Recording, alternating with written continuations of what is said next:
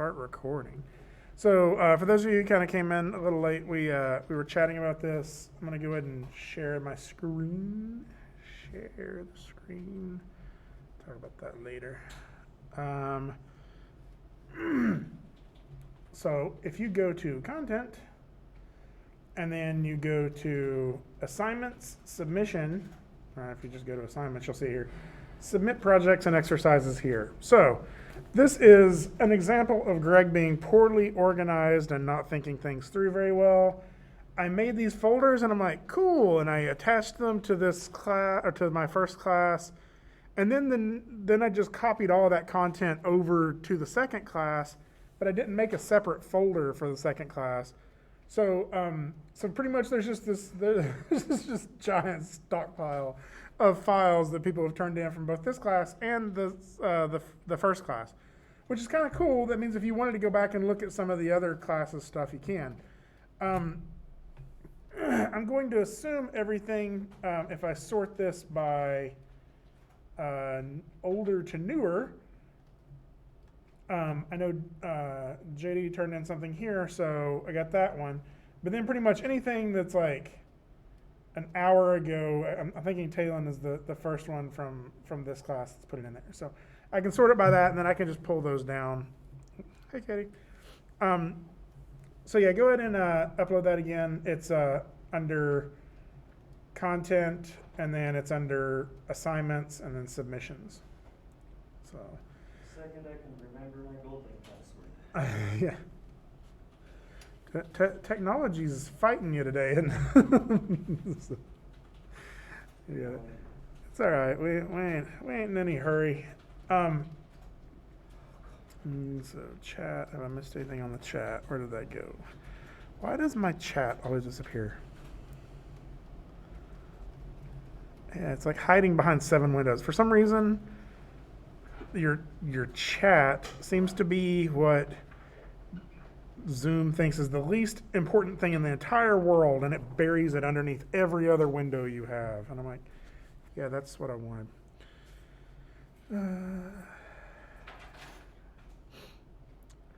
Yeah, that's why John was kind of coming in, as he's at Evergreen too. He said his internet was also not working. Get everything ready for it.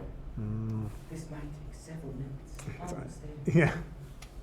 I love that. It's like, you're a computer. Didn't you know I was coming? Like, it's like, we have to. Do we have to drop it in OneDrive, or can we drop it on the server here? You should be able to submit it through the server or through through the D2L. There's like if you go there, there's a link and it'll take you to OneDrive, and there just should be an upload button. You don't have to log in or anything. Hey Greg, I'm doing this from my laptop, and my laptop can hardly run its own operating system. So it's going to take me a minute to upload everything, so I'm sorry. No, that's all right. Yeah, just let me know when y'all get it. And in the meantime, I feel like there's something else I wanted to go over. So, while that's uploading, so I wanted to, while y'all are doing that, we'll hop into this here in a minute and talk about it.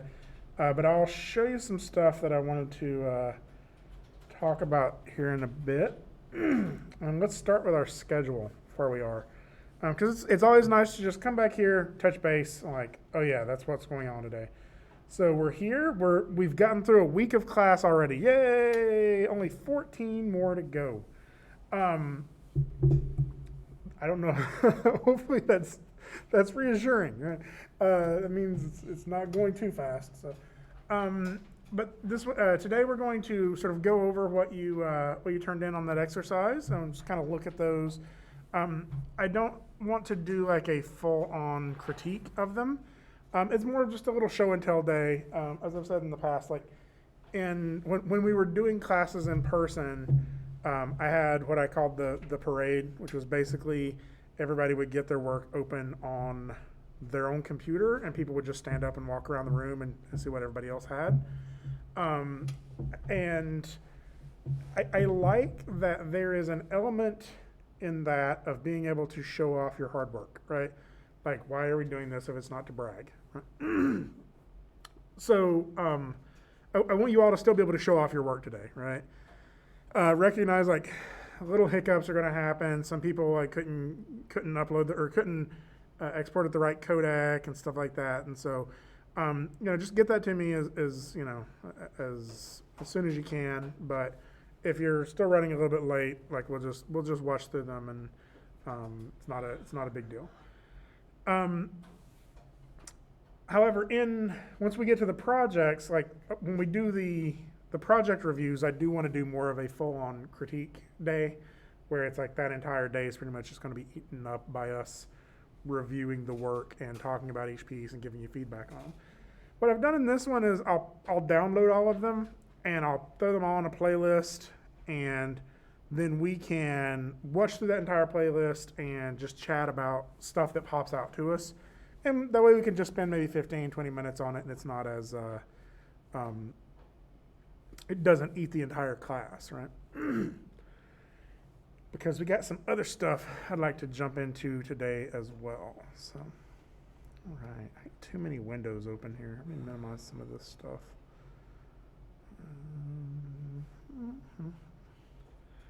I sent to you through the email. The drive thing isn't loading for me. Okay, that's fine. Upload the .ma file for the size step. No, just the MP4 will be fine. Or the. I'll be right back. I'm gonna go to my car, get my phone and a hairband while I'm upload. Sounds good. Be right back. So that was let's see, Gracie sent it to me through an email. I'll just plop it in there for you, Gracie. If I can find my email. There it is. Oh, that's not it. That's it, I think. I'm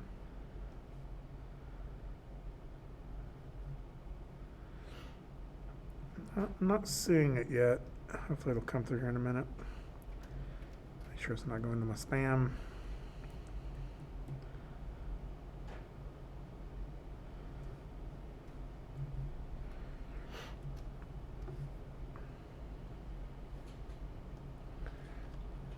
Refresh this one.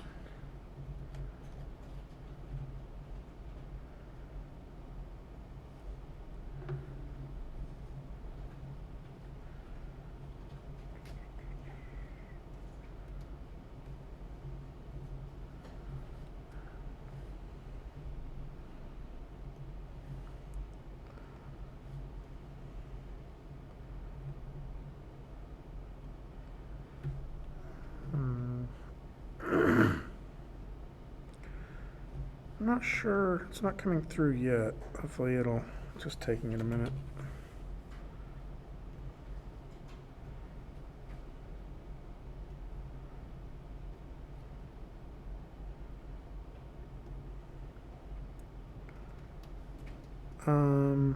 No. Did it say it went through on your side?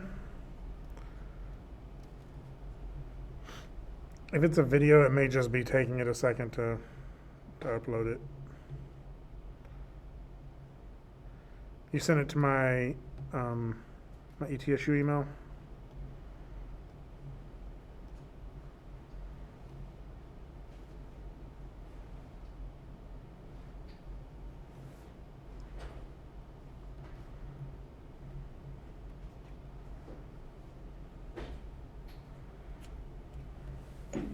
Hey, Greg. Hey. What's up? Oh, there it is, Gracie. I just got it. Katie, was that you that said, "Hey, Greg"? Hey, Greg. Yeah, I Okay. think I accidentally pressed the button. Okay. I gotta get my stuff from my OneDrive onto yours now. Okay.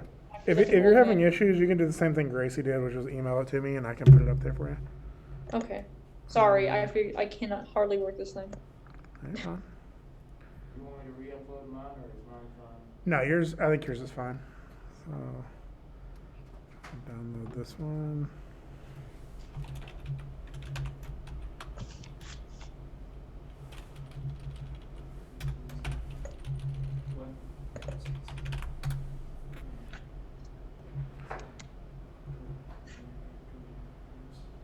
Okay, I got yours, Gracie. I'm going to go ahead and Yeah, I guess I gotta do the.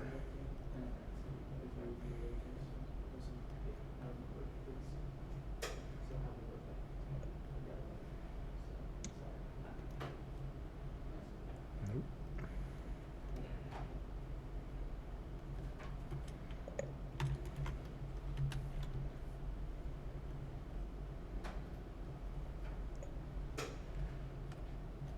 I did it.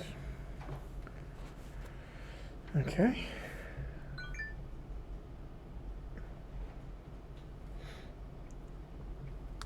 So, I think Katie's still putting hers up there. Anybody else still in the process of uploading theirs? Need another minute or two.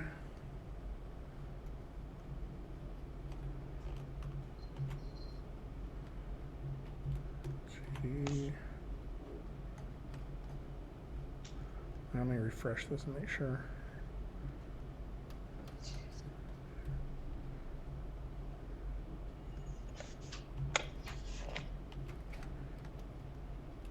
I feel like a lot of this is kind of common sense. So, Katie, just let me know when you get yours, and I'll download it separately. Put in there, just in case this is big. Yeah, it's going just slowly. I'm sorry. No, you're fine. This is a duct. What? We've kind of duct taped together an entire process in the last couple or in the last year, so it happens. Like there's going to be hiccups. We'll work it out. Extract to that one. All right, that was a new one. So we'll call this 002. All right, I think this is everybody. Is that right? Okay, I think I sent it to you. Was it in the OneDrive or did you email it to me? I emailed it to you. Okay. Because my laptop just, it can hardly run anything. Gotcha. Yeah, there it is. Folks, let's do it. Download. I'll go ahead and put that in 002 as well. I have a friend with me today. Aw, is that a kitty cat? Yeah, it's not. Say hi, bud. Hey. It's like, why did you wake me up? I need to do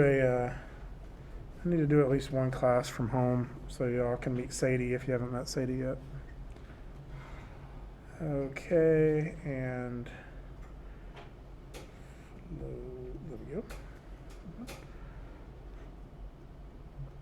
Okay, I think, make sure this is going to play.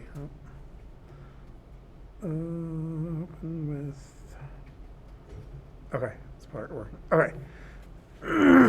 So what I'm going to try to do, anybody else still uploading anything? Okay. I have a video player called S Player. So it may not play everything, but it may. And if it doesn't, I can pull that out and play it separately. So let's just go ahead and drag these in here as a playlist. Wait, I need to do first. I need to clear my previous playlist. Drag these in here, and let me go ahead and reshare my screen. Anybody have audio with theirs? No. All right, cool. So resharing the screen now, it should play a little bit better. And I'll move the video panel over here where I can see y'all in case I need to. And let's go ahead and just play through some of these and just watch them. Let's see how they turned out. So let's go.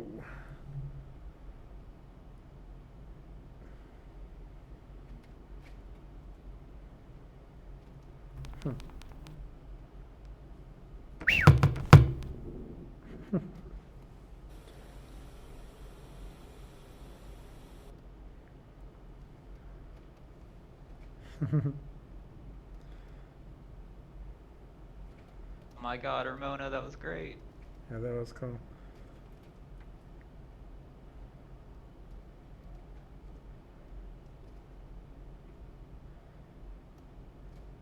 Cool.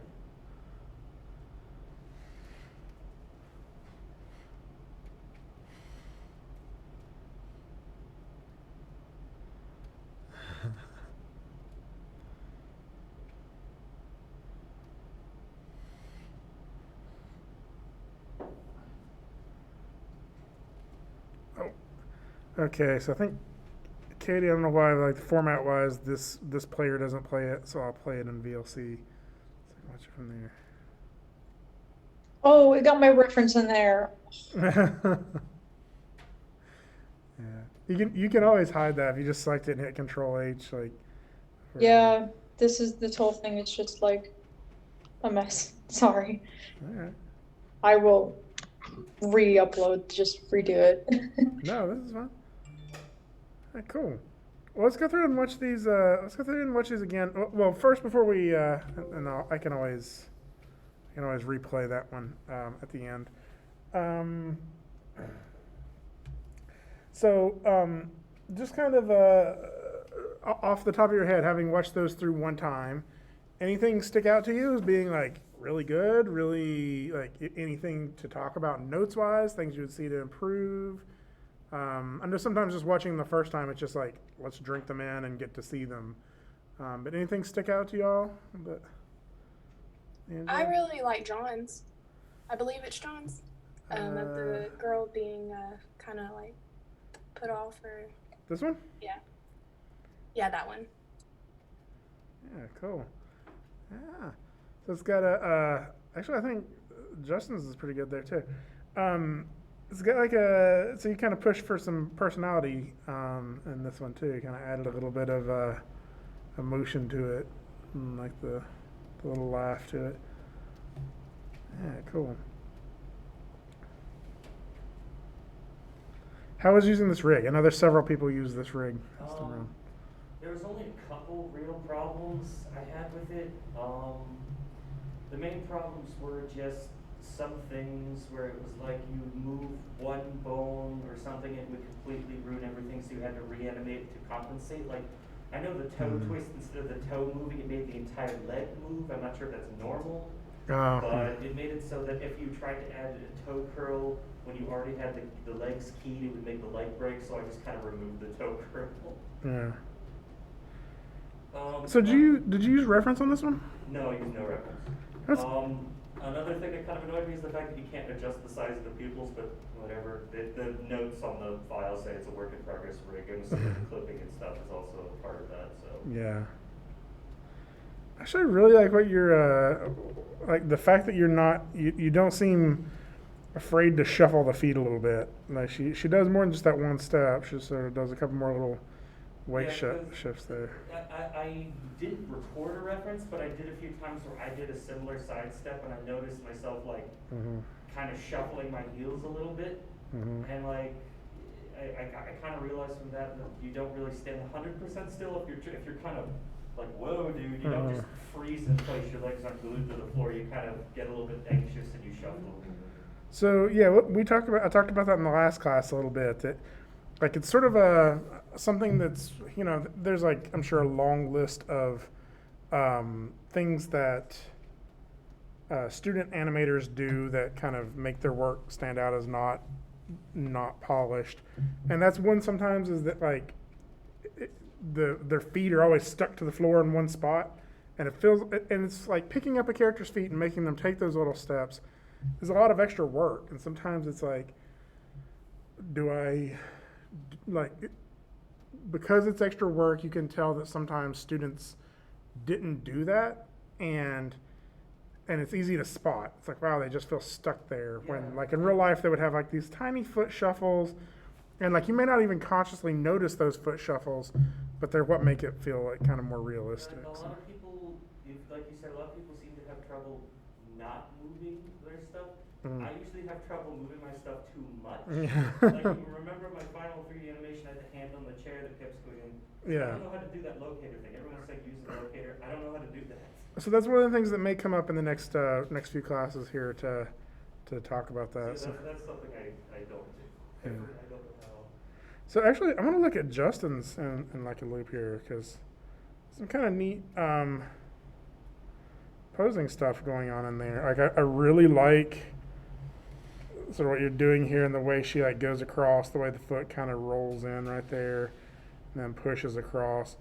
You could probably break stuff up just a little bit and how it all kind of hits this pose at the end and maybe give her a little bit more overlapping action to where, you know, like it kind of settles a little bit after that. But it's got some pretty cool posing. I also like that her head leads that action too. You notice her head like starts leaning to the side, like kind of early there, and then she kind of looks that way as she's going that way too. It's almost like the intention is pulling her that way, right? Yeah, I think that the hands shouldn't hit the hips at the same time. Like we don't ever do anything just all in one go, so. Yeah, I think it would have them hit like maybe cascade by a frame each, and then also like her head and torso kind of settled there as well. I think I would give myself another 10 or 15 frames to let everything settle, and that way her hips could hit, or her hands could hit at her hips, then the head could hit, and then like it can all like kind of cascade and happen at slightly different times. Yeah. Yeah, I like the posing there. Thanks. Let's watch through all of them again. Let's see what that way we can kind of refresh our minds. This time, kind of watch and see if there's anything that like sticks out to you as either like notable because it was an issue or notable because it was good, right? Notable because there was like something good. Before you go, maybe You can just skip mine. turn off the lights because I know one of them is really dark and I Oh, couldn't is see it? the animation. Oh man, it is kind of bright. Yeah, let's get the Yeah, it's the just- lights back there. It's really hard to see because the lack of contrast is the lights hiding on the projector.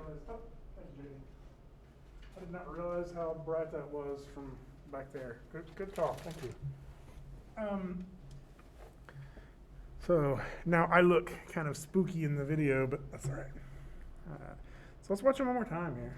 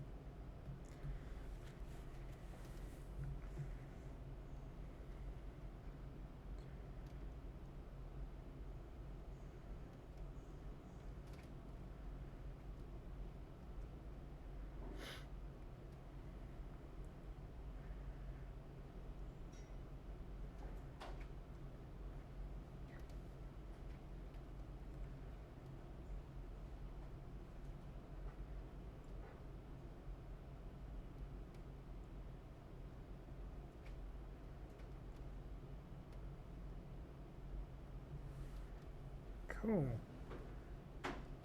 Yeah, that was fun. There's actually a lot of really good ones in there. So I'm going to call a couple of them out. Actually, no, I'm not going to talk. Let me let you talk. What's some things you all spotted? I liked how in Talon's, in the original one, the guy just kind of stayed, like staring at the camera, it was just a step, but it added him looking down to confirm where he's placing his foot at the box there, which kind of gave it sense to why he was unsure where he was setting his foot down, Can you all hear John out there? Little bit. Not really. It was basically saying that, like in Talon's here, you kind of noticed that he's kind of like, she's kind of added in a little bit of this, let me pull it up by itself. Like the way he's looking at the box, to like kind of, and that's like something you've kind of added in since when we saw it last class period, that the way he's kind of looking at it and like sort of stepping around it, it's more like it's a conscious, like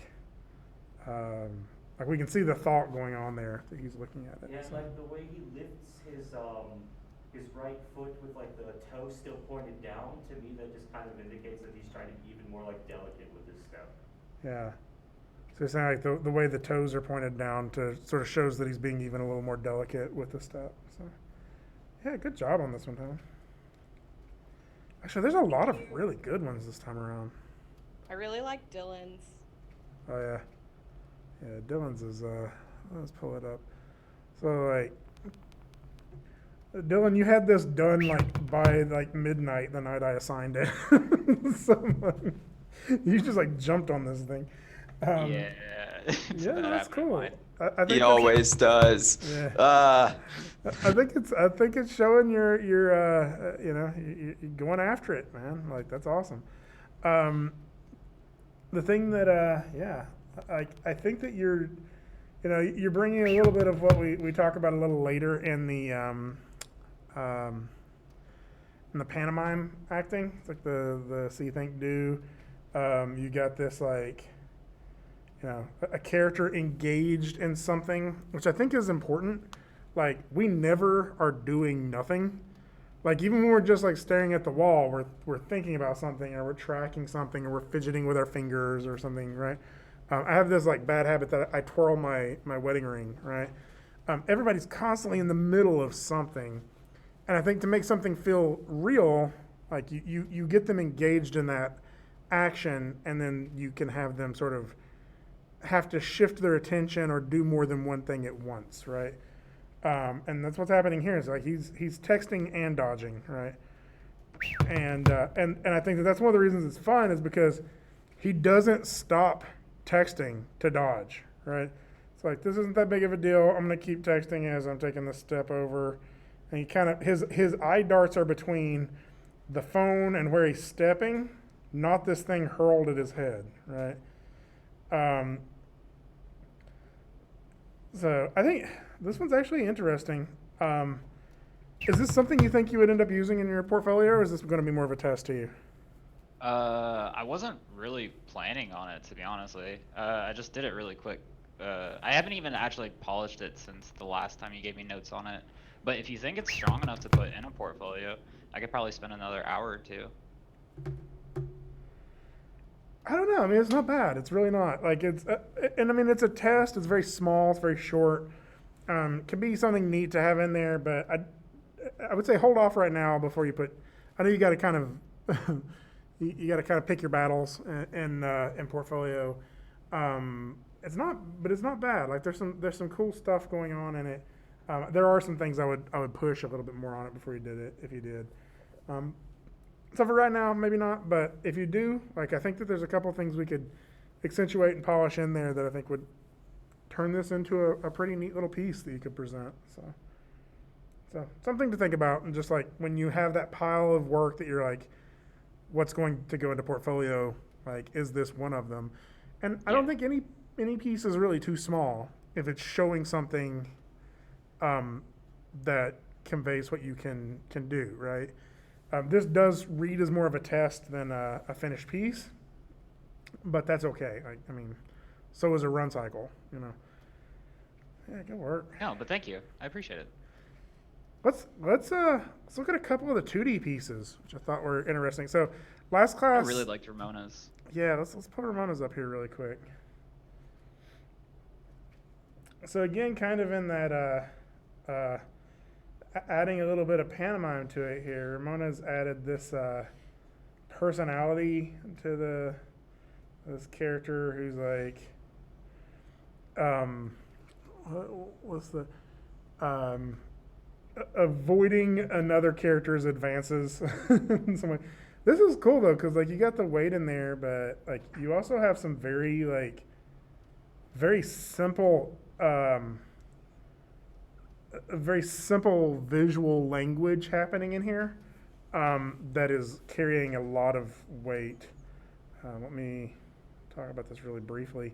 Like, I really love the line of action on this character that's like imposing on this character's personal space, right? And then, like that by itself is just like, this starts off like we don't need anything else except for this one strong pose to understand exactly what's going on in this scene.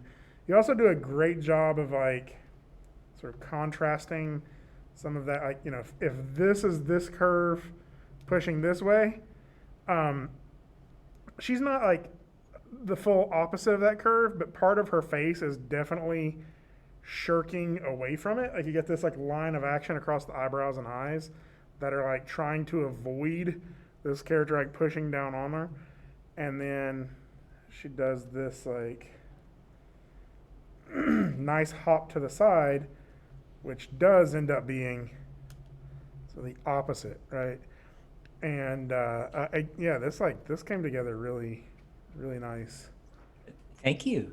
An interesting challenge for me was kind of like the physics of the character herself, because obviously, as you can see, she's a lot more of like a heavier set character than this dude.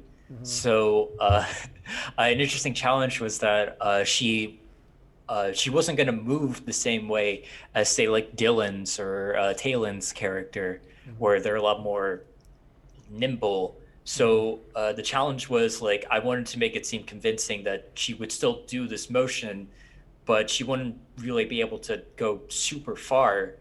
So I wanted to really make the animation look like it conveyed that sense of weight with this character, but it also conveyed that she wants to get as far away from this guy as possible. Oh, it's very, very clear. In fact, this is like a piece that I do think maybe is worth like pushing a little bit more and possibly turning into a portfolio piece. A couple of little flourishes I think you could add that would be kind of neat.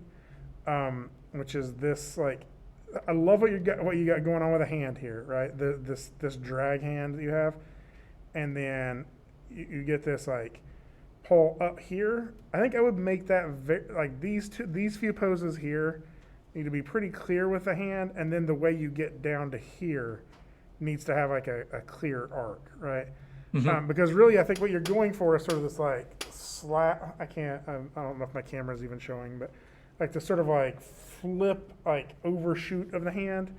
And so you may have to break that hand down to ones almost, to where it comes up to here, and that this is a very clear, like, look at my hand. Like it's very clear, like this is my hand here. And then the next few frames as you're stepping forward, you get a very clear arc that kind of swoops in through here and comes down to here and overshoots in another clear, like, stop pose, right? So it can like shoot past it to where it's very readable as stopped, and then settle back into what you have like right here. Does that make sense? Yeah. I think I you mean, just if- do a if little you- bit more refining on how that arm like sort of makes this like halt pose would really like. I mean, you could even do like a little bit of like extra like wave at the end of it too. That may just be like in the refining pass of this, but yeah, definitely very cool.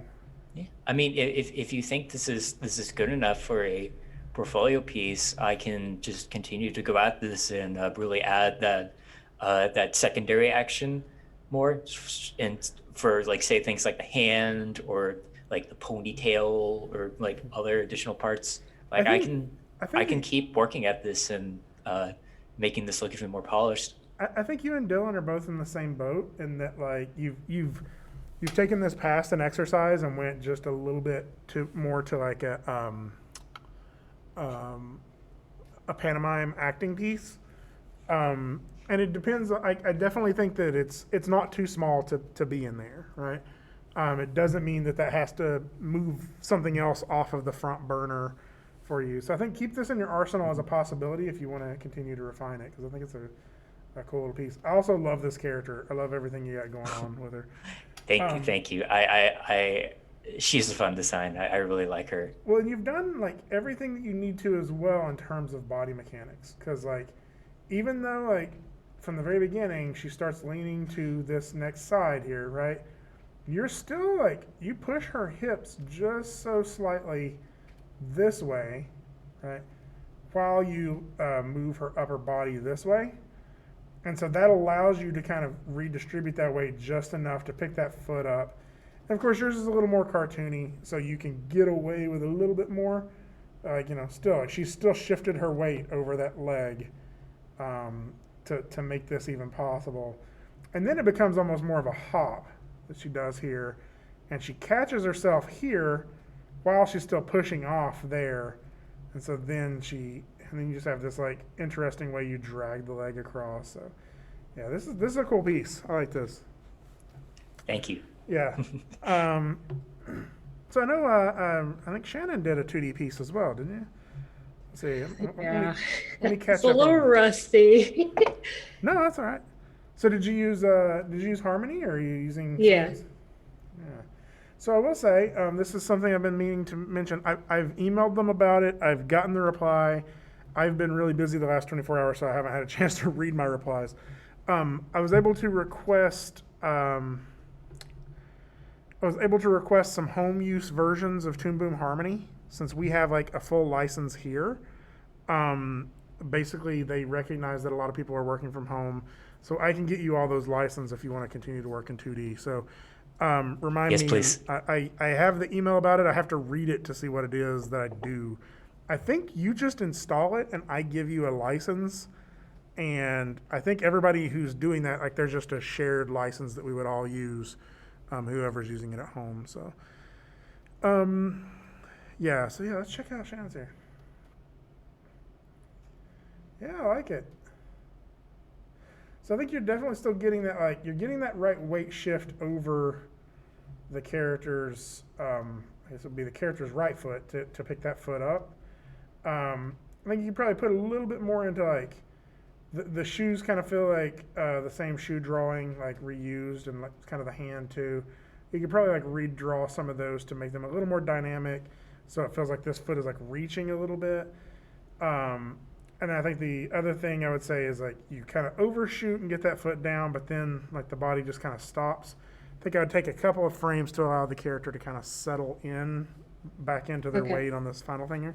Those are just kind of some moving hold drawings. So if there are any home Toon Boom license left after all the 2D folks get theirs, I'm interested. All right, cool.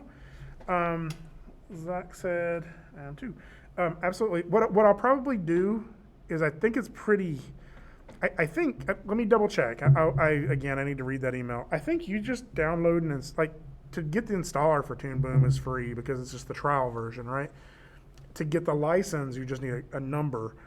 And probably what I would say is just as you need it, send me an email a couple of days before, and I'll get you the license, and that way you can already have it installed and you're just ready to plug the license in whenever you're ready. But yeah, I think there'll be plenty. I requested 20.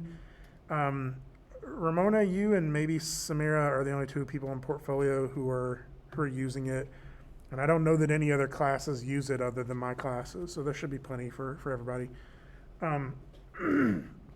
Okay. Yeah, this is cool. Somebody mentioned foot was going through the floor on a few of them. Like, those are little things that we always need to watch out for. Other things that I would say to watch out for, let me watch this one and see. This is actually a pretty good example here. This is John Thomas here. So yeah, this is good. But I'm still going to use yours as an example, if that's okay. Like, whenever we're doing animation, I always try to find points on the body to track. So in this case, maybe it would be like wherever the character's nose is, or the tip of the fingers are good track points. So there's lots of little things that are at the end of an extremity, right? And if if I'm tracking a character's arcs for their pelvis, right? Like we already talked about this. Like for a step, it may go something like, it goes up, dips down, goes over here, and kind of settles back or something, right? Or possibly, something different. And what we're looking for to clean up in those arcs are any hitches, right? Let's say if instead of that being the arc, let's say the arc were like up like this, and then halfway through there's like a little bubble, and it does like this, right? Then we can go through that with the graph editor or with just setting new keyframes. We can change the translates and the rotates in order to get this a smoother curve that kind of overshoots and settles, right? I think Katie is having some technical issues, so she said she'll be right back. She's still on here? Nope. Yeah, I think Katie got kicked. She'll be back. No, she's back. There you go. Yeah, I'm here. Sorry. Cool. So like that's one of the things we have to think about when cleaning up our arcs, right? When our character steps across. But that's just changing your translates and your rotates on that one root object, right? In the same way you would animate a ball around your scene, it has an arc, right? when we get to like our character's head and the tips of their fingers and like these extremities, even like their chest or their shoulders, right? The location and the arc of those points are not only changed by like the animation that is on the character's head, but also what's on the pelvis, what's on the spine controls, what's on the neck controls. All of those will affect the character's arc on what would be seen as their nose, right? And so sometimes like those are the parts where you'll see little bobbles happen, right? Little like noisy spots in the animation. Let's just go back through here and see if we watch some of them happen. It's wherever you might see a character's I'm just kind of clicking through a few. Actually, Gracie, yours is really good too.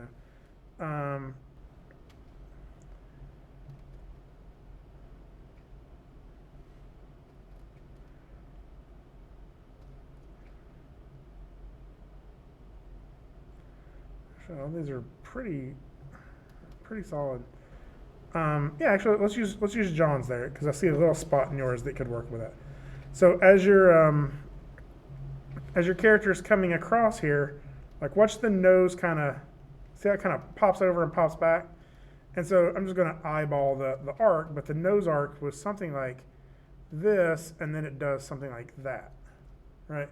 And really it's just going through there, and that could be like a very small rotation key on the character's root control that is causing that to bobble because it's so far down the hierarchy of the head, right? And really what you're trying to do when you're cleaning up that arc is just making this feel like a more smooth transition. Maybe it's more, a little bit more like that when it's all said and done, right? And so that's one of those last like little polish things that I would say to address. So yeah, there's a lot of great ones in here, y'all. Like I mentioned, like I think Gracie, I think yours is looking really good. A lot of stuff going on there. Yeah, all of these are like you got a lot of cool stuff on here. Just a reminder on y'all when you're play blasting stuff, make sure to kind of hold. This is messed up. Let me start back over. Test player. Yeah, when you're play blasting stuff out. Where did the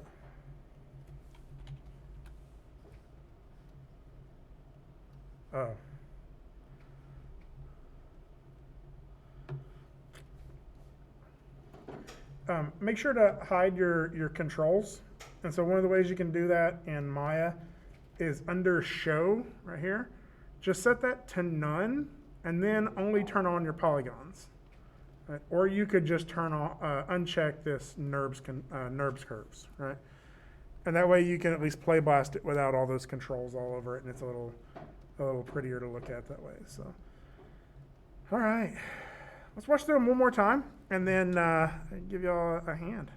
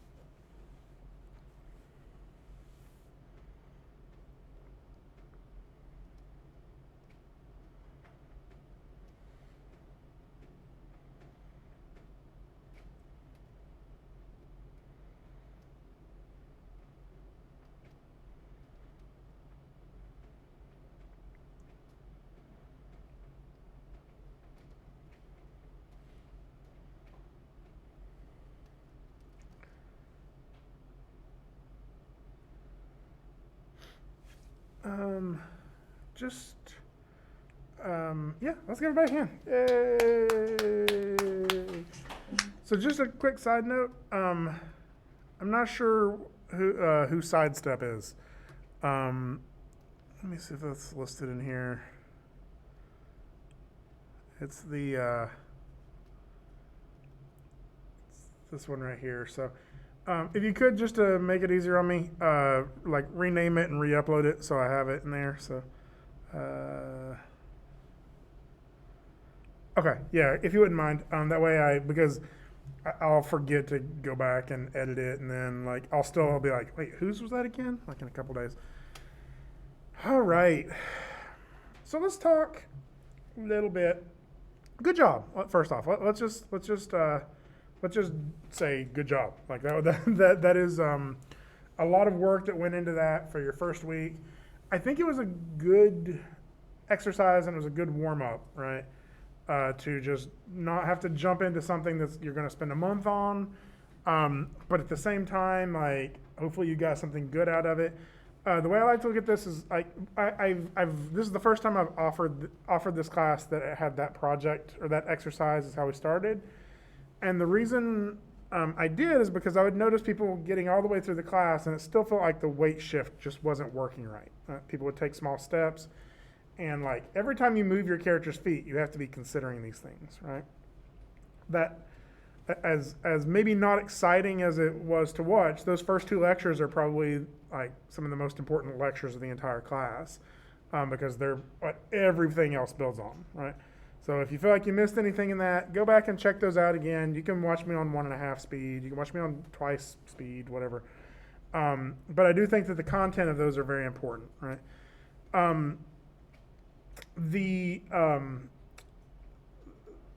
But what I've started to notice is that like people didn't have good weight in their animations even by the time they got all the way through the class, and this was something that we could just focus in on it from the very beginning, and we only had to use a week on it, right? Because ideally that's what project one was to focus on body mechanics and weight.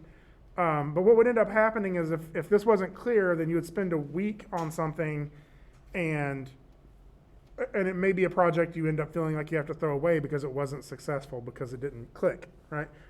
Hopefully it clicked in this exercise, and even if it's something you just throw away and you don't use anymore, at least you got that out of it, and you only lose a week on it if you throw that project away and keep working on, and take that onto your next project. So having said all that, let's go ahead and look at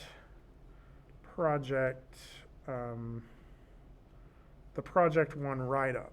Okay, where is I've opened up too many things.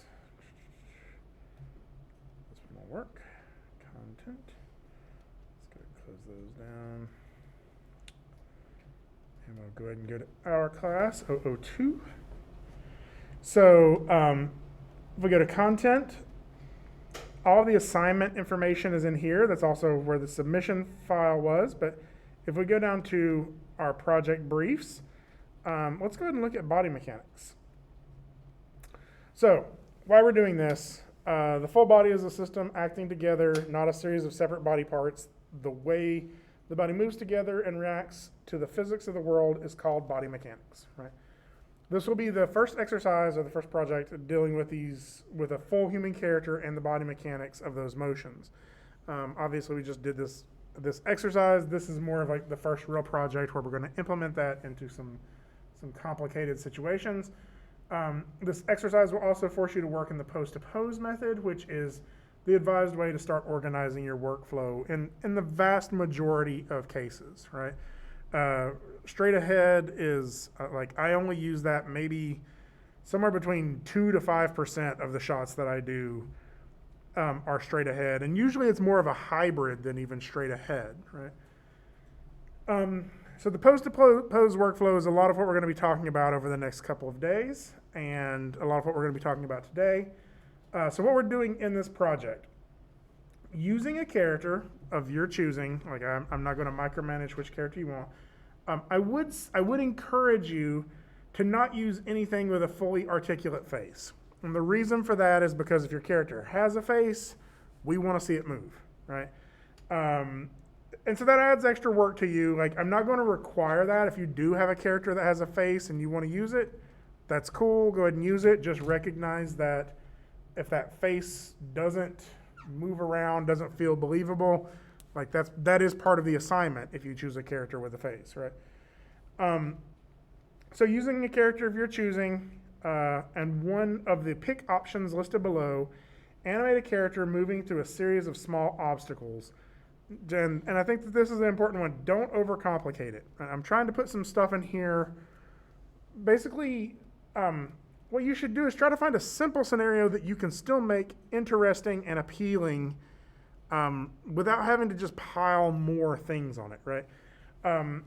You'll see this happen a lot in like later in the pantomime exercise. It's like, oh, here's a box that has a surprise in it, and your character is going to open that box and see the surprise. And it's like, you know, you see those animations, and the person's like, ooh, I walk into the room. Ooh, it's a box. I see a box. Look at that box. I wonder what is in the box. Should I open the box? I poke the box. Let's pick up the box and twist it around. Maybe I'll open the box. And then like 30 seconds in, they finally open the box, right? Nobody wants to sit through that. Nobody wants to watch that, right? Boil it down to the essence of what it is you're trying to communicate in the shot and make that entertaining, right? I have a couple of tricks I've put in here to try to make that, to try to help you do that. One is I've changed this pick list from what it's been in previous classes. And in the past, I gave people examples of things that would work, that they could do something like this with. In this case, I'm boiling it down to the essence of what is going on in that shot, and you have to come up with what it is that makes that interesting or appealing. You have to come up with the situation, right? So pick a list, the pick list of the scenarios, character jumping over gaps in the floor, right? And that's at least 2 jumps. So like, what gaps in the floor? Is this a cave? Is this a haunted house? Is this a, just, are they jumping like across like posts? Like what is it that what is these gaps in the floor, and why is this Greg. entertaining? Yes. When you're talking about like appeal, we don't have to make like a full setting, do we? Oh, like an environment? Yeah. No, you don't have to like make anything like fully modeled. Like, you know, you can build some stuff with some primitive objects and stuff like that. You're welcome to download models as well. There are places out there where you can download like set pieces or environment pieces and use those, and you'll just want to credit those in your demo reel. But no, in most of these cases, like just a simple, you know, you don't really even have to texture it for this class, right? Like you know, eventually you may want to once you're in, you know, once you're putting this in like a portfolio piece, you'll want to make the whole thing sort of shine. But no, it just, you know, simplified scene is fine. Character stepping up and or down from a pedestal, on pedestals. Like an example of this, maybe a character stepping up onto a small like podium, or up to a small podium to give a speech or something, right? Or maybe you know, like in award ceremonies where they're giving like medaling people. And you have to like step up to the first or second or third place. Maybe it's a character doing that, right? It's at least 2 steps though, or maybe it's just you stepping up on a rock to see something better and then you step back down, or you're just climbing over something, right? What is the situation though? Are they in the forest and they're stepping over a log? Are they, you know, like those are things that you can use to make this more appealing, right? Character stepping around obstacles on the floor. What are those obstacles? Like a version of this I did in the past was somebody's just put a baby to bed and they don't want to wake them up, and they're trying to sort of sneak out of the room without stepping on their squeaky toys or their that's dogs that use squeaky toys, not kids. I get them confused. Anyway, you know, like you don't want to make any noise or like step on anything. And so it's like just trying to step around that stuff and maneuver around. Characters sneaking around a corner. Are they like leading a military unit, or are they sneaking in late at night drunk? You know, are they, you know, a character turning around and looking for something? I think of this one as like the Travolta, you know, like the meme where he's like looking around everywhere, like, you know, a character's lost in New York City and can't figure out which way they're supposed to be going, right? Like, they're just walking around in a circle trying to find directions to something, right? Really what I've done here is I've boiled this down to a lot of simple motions, right? That you can put a scenario on. And part of the animation process is to make this appealing, make this fun to watch or interesting to watch, right? Keep in mind, this is really still mainly about the body mechanics, not about the acting, but still putting it in a scenario and thinking about who the character is and what they're thinking will help you sell that better. Right? So here's another change I've made to this write-up from previous versions of this class. The animation should not exceed 5 to 7 seconds. And in the past, I've said 10 seconds, but I expected it to be probably about 5 to 7 seconds. And invariably, there would always be somebody who's like, could I do 35 seconds? And I'm like, please no, right? Like, I realize like 20% of a teacher, 20% of my job is me trying to protect you from yourself. Because I don't want you biting off something so big or so unmanageable, unwieldy, that you could never make it good in the amount of time you have in this class, right? On top of that, recognize that time limits exist everywhere in the industry. Like it doesn't matter if you're not done telling the story, your TV commercial is getting cut off at 30 seconds, right? And if you make a commercial that's 38 seconds, they're cutting it off at 30 seconds when they broadcast it, right? And that just means those last 8 seconds don't get aired. Video games, you get this all the time. And it's actually pretty tight sometimes in video games. Sometimes it's like you have to make this action happen in 3 frames, right? Like the character has to be punching punching all the way forward in 3 frames. And you're like, that's not physically possible, but your job is still to make it look good, right? These limitations, there's one of my favorite quotes, I think is by, is it Orson Welles? Yeah, Orson Welles, which is, I can never get it exactly right. It's something like, it's like the enemy of creativity is the absence of limitations. And basically, like, putting limitations on yourself actually forces you to make more creative choices, not hinders your creative choices, right? It's the impetus for creative choices. So this is your limit. Try to squeeze that into 5 to 7 seconds, right? So you can do the math on that.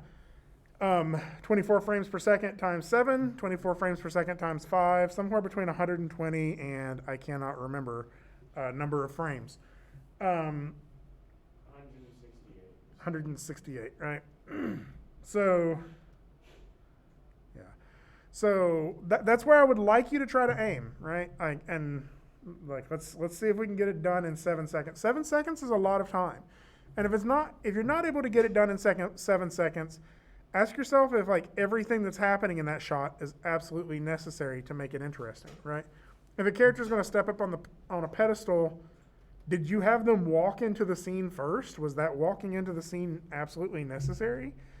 Could you have them start already in the scene, right? You will turn a rendered video of the animation. MP4 compressed with H.264 codec is best.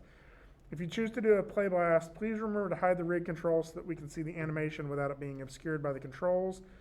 You'll also turn in you can also turn in the Maya file. I'm not going to force you all to do that, but for the project, sometimes that's not a bad idea because sometimes people lose their file, or sometimes I may need to open up your file to give you a more detailed feedback or detailed grade, right? So I'm not going to completely require the .ma file, but if you have it and you want to turn it in, or feel like it would be beneficial to turn it in, I'd love to see it.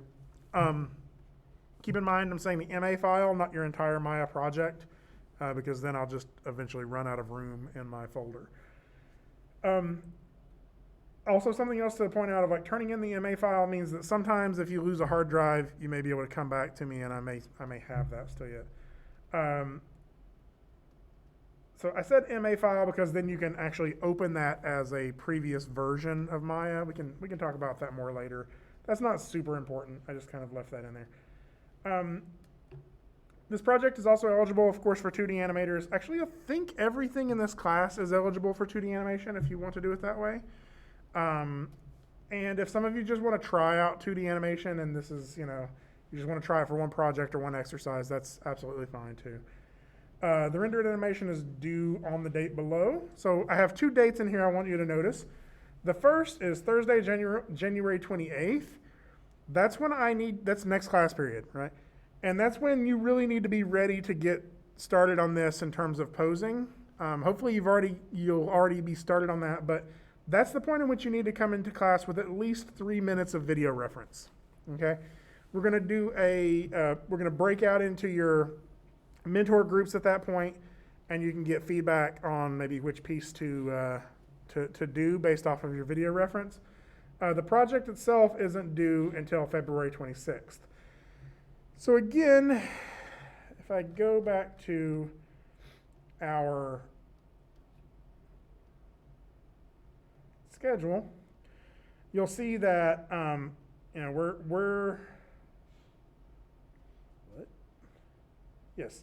we are here, right? Next class period is primarily going to be work time and meeting up with your group time, right? I'm also probably, we'll get to this in a bit, but I'm probably going to do a lecture for people who are repeating the class as well to focus in on some topics for them. And then the next class meeting is when you're going to be showing your blocking. So this will be very similar to what we did today, and that you'll just put it in the folder. We'll sort of look at it as an entire class very quickly. I'll just click through them, give you some quick notes. It's like a mini critique. But these check-ins that we're listening as milestone 1, milestone 2, those are graded check-ins. It's just a pass or fail grade, but it is still a grade. Is it required that, let me pull this over. Is it required that we make the video reference ourselves, or can we compile a pre-made reference from YouTube? Good question. So a lot of times I was going to ask the opposite. Can we make our reference instead of YouTube? Yes. So my 2 cents, YouTube has a lot of great things, but where it's best, or what it's best for, is for when you're trying to find something that you couldn't do yourself. Because the idea with this is that you're trying to craft your own, you're trying to craft your own performance, right? Your own motion, right? And the chances that somebody has the reference you need for a character stepping up onto a pedestal, indignantly, and they're tired because they've worked a hard day at work or whatever, like the chances that it has the exact performance you want, like you're going to spend days looking for the perfect video reference. And instead what you're going to end up doing is settling for whatever you can find, right? I'm assuming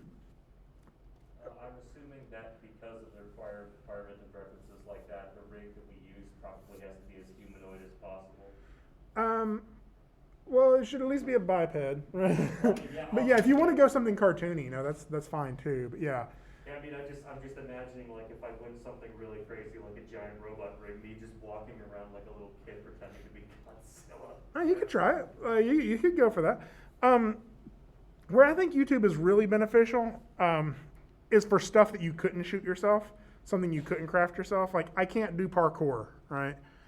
If I knew somebody who could do parkour, I could maybe get them to shoot that reference for me, or I could shoot them doing a certain thing. And that way I could get a very specific action. I'm like, I want you to do this jump, but I want you to try to land on your left foot, right? But otherwise, I've tried it before where you'll spend hours in YouTube trying to find the perfect reference. And if it's for something that's as easy as like stepping up onto a pedestal and back down, or something like that, it's usually easier to craft your own reference. Things that it's really good for. I spent a long time once trying to find video reference of a giraffe falling. I know that sounds crazy, but yeah, obviously I can't step outside and record that one. And it was for a creature animation that was very similar to a giraffe, and the character ended up sort of being knocked down. And I was like, well, the only thing that has this sort of long, elongated flop would be a giraffe. And so I looked for it was for an hour one day just trying to find examples of that, and I found some stuff that helped. Right? Think about the references, but that doesn't mean that YouTube is useless or that you shouldn't use it. It's more like YouTube for something like this may just be one of your references, right?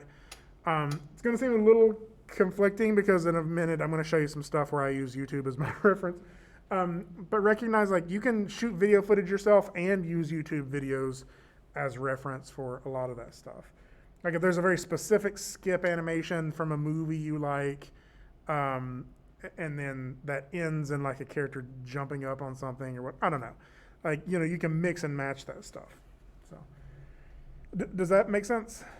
Let's see. Taylor said also would something that's not on the list, but still a body mechanics thing be okay? Something like jumping at a ledge and climbing up a wall. So, yeah, there's a couple of things I did here in making this list. When I go too open-ended with a project like this, like the shot you just described, although would be really cool to see, is going to probably require you to do some FKIK switching.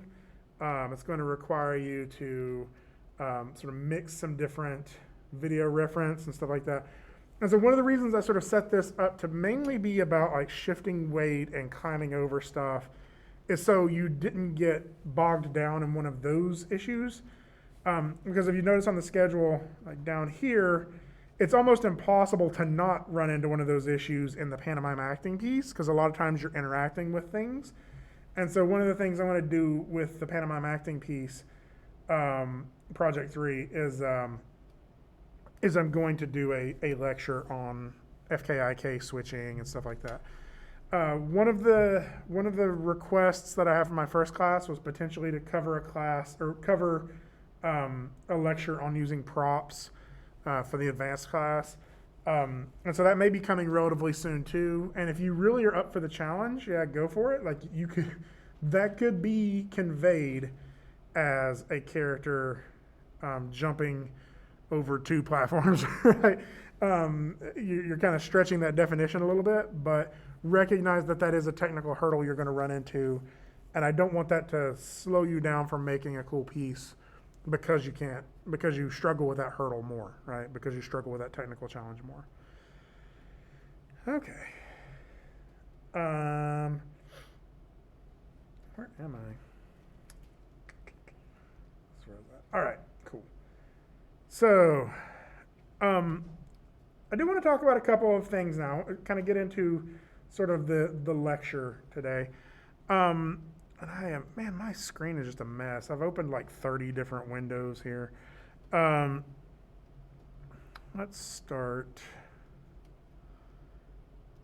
here. I'll move this back over here so I can see it. I'm going to go, that one's one I need. Resources. Sure, this one will work.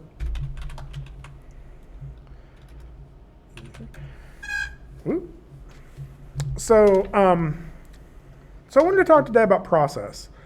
I know that you all are probably familiar with the pose-to-pose process and sort of what is this? Is this the thing I think it is?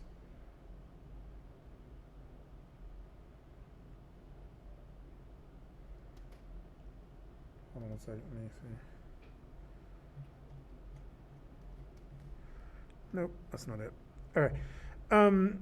So I know you all are like familiar from animation fundamentals, a lot of the pose-to-pose process, but I really wanted to kind of dive into that today and talk about sort of the specific steps and sort of let you see some of that in a couple of different ways, right?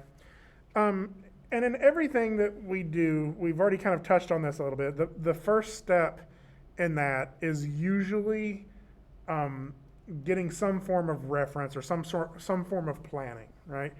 Shooting reference isn't the only type of planning, but it is one that's usually pretty universal that most people can do that. You can either physically do your own actions or you know someone who can, right? Not everybody can draw thumbnails very well. Not everybody is, great at other types of planning, like posing and stuff like that, or pre-drawing your poses. But all of those are like basically the thing to remember here is you need to have a plan going into your shot, right? You're not going to luck into a good shot. Like anything, like, you can start doodling and maybe get an okay looking sketch. But it's never as good as if you go into it saying, I really want to get this rough idea, and I start working toward that idea, right? The guy who wrote Little Prince was a goal without a plan is just a wish. It's one of my favorite quotes. And so this is like our planning phase usually starts for most people with some form of video reference or at the very least an idea, right? You go into it saying, I kind of want this thing to happen. And video reference is actually a really nice brainstorming process, right? It's one of the reasons I said shoot 3 minutes worth of video reference, because there's a good chance that first minute or two is going to be garbage. You're just going to throw that away, right? You're not actually going to get anything good out of it. I will show you, like, within the resources folder, I will say, sort of backing up a step, when it comes to picking rigs, you're welcome to use any of the rigs that are in this folder I've already uploaded, or if you go to Animation Resource Kit, there's tons of rigs listed on there that you can go through. I don't want to micromanage this too much, but if you go to the Asset Rigs section here, you're going to get like this giant list of different rigs. And there's a lot of these that'll be great examples to use for that. So again, you know, if you can find something without a face, that may make your life easier. But there's a lot of stuff in here. I'll also mention Animation Buffet, which is on here, is a oh, that's interesting. I didn't realize he was the guy who was running it. This is actually another website that is nothing but a whole bunch of free rigs, or not always free, but a whole bunch of rigs, right? And he updates it pretty regularly too. So there's a lot of rigs out there that are free or cheap, right? So that's one of the ways you can find that. I will also mention people who are doing this in 2D or wanting to do a 2D version of this. There are some 2D rigs for Harmony as well, but I know for some of you, you may want to either draw that yourself or do it frame by frame. And I would say in most cases, this project would probably work a little bit better as a frame by frame animation. So, so the other thing I wanted to talk about though, when we're talking about video reference, is our animation resource list here. And y'all may remember, I don't know if I called this out in this class or not. Toward the bottom of this list, I have a couple of bad examples of animation reference, right? And I think that before we watch these, like a couple of things that you need to kind of keep in mind. The point of what animation reference is for is so you can start fabricating a plan for where you want your shot to go, right? But most of us are not trained actors. And most of us, when we point a camera at ourselves, we get very self-conscious. We just want to get it over with. Sometimes it's even like, okay, I'm supposed to, record video reference. I'll shoot something, and that way I can say, check, I'm done with that part of it, right? But recognize that the point of this is to inform the decisions you're going to make. And so that means you want your video reference to be the best it can possibly be at conveying what you're wanting it to convey. My method for doing this is to just record a lot of it, right? And I think that's what a lot of animators do too, is because as soon as I get that camera turned on, I feel self-conscious. Even still yet, after all these years of doing it, I still feel self-conscious about doing it. And if I just leave that camera on record and I keep doing it over and over and over again, I start feeling more comfortable. I start being able to get into the headspace of the character I'm working on, and I start being able to get better reference, right? And so some things you kind of want to watch out for in some of these references are stuff like everything feeling stilted, everything feeling just too like not natural, not the way anybody would really move, right? And so I kind of feel bad like picking on these people. As using them as examples, but there's tons and tons and tons. In fact, if you just search animation reference, you're most likely going to find mainly bad animation reference, right? He makes that one gesture over and over again. He doesn't actually, like I don't know what that is, like who he's saying shush to. I don't know if, I don't know. I think the point of this is if I watch this, I have no idea what this even really is. It appears to be somebody shooting a gun and missing something, But is it a soldier? Is it somebody who's hunting? Is it airsoft? Is this kids playing like, I don't know what's going on here because none of that is conveyed, right? The way he walks up is not the way a soldier would walk up, right? It's very casual. Like, I don't know what that one finger is, that thing he points up. It's almost like he's, trying to signal the waiter or something. I don't know. And like, it's just, so like none of this feels natural, right? And this is usually what you would get if you are so uncomfortable being in front of a camera, you're just trying to get it over with, right? Like I could totally be like, okay, I'm going to shoot this one reference and then that's it. I'm never doing it again, right? Like that's kind of what this starts to feel like. Other things you can kind of see within this is, wait, is this one maybe isn't the one I was thinking. Is this it? Maybe it is. Let's watch and see. All right. Has anybody ever punched anything? Because this guy obviously hasn't, right?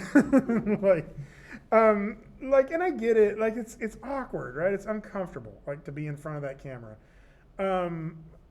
So like some of it is just like that is not how a real person would move. Like maybe before you shoot reference, you do watch some other people fight. I like this guy actually. This guy's actually kind of fun. He is so mad.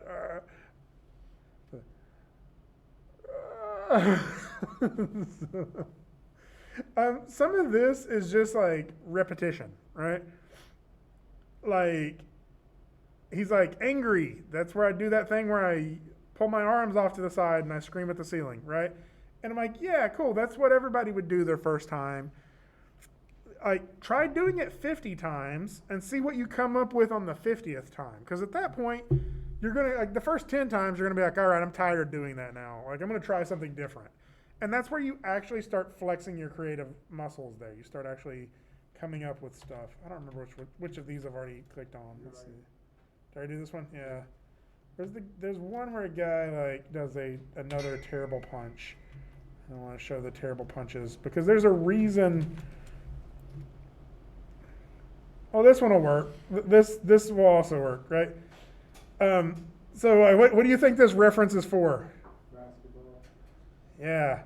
So what's the problem with this? I mean, other than the fact like he's cutting off part of his shot, his hand. Angry reference. Huh? Angry reference? Oh, that's funny. This doesn't look like basketball. This looks like at the Chuck E. Cheese, the little tiny. Yeah, the tiny balls. I think that one's an example. Yeah, maybe it's the last one. Maybe this. I'm trying to find one that was from the last class period, like that. No. Okay, I've checked every other one. It must be the second one. Let's try to see if it's the second one.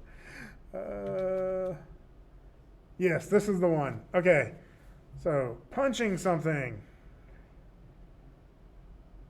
Punching something, right? So what's the problem with that reference? Anybody?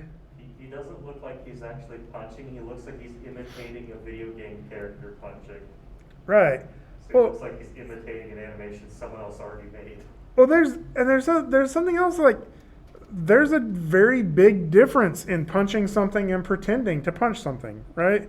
It feels different. If anybody's ever punched something, like the force isn't even there, right? If you're actually punching something, you impact something. Like there's a different intention to it. There's a different reaction to it. And so like if your character is picking up something heavy, have them actually pick, like in your reference, actually pick up something heavy.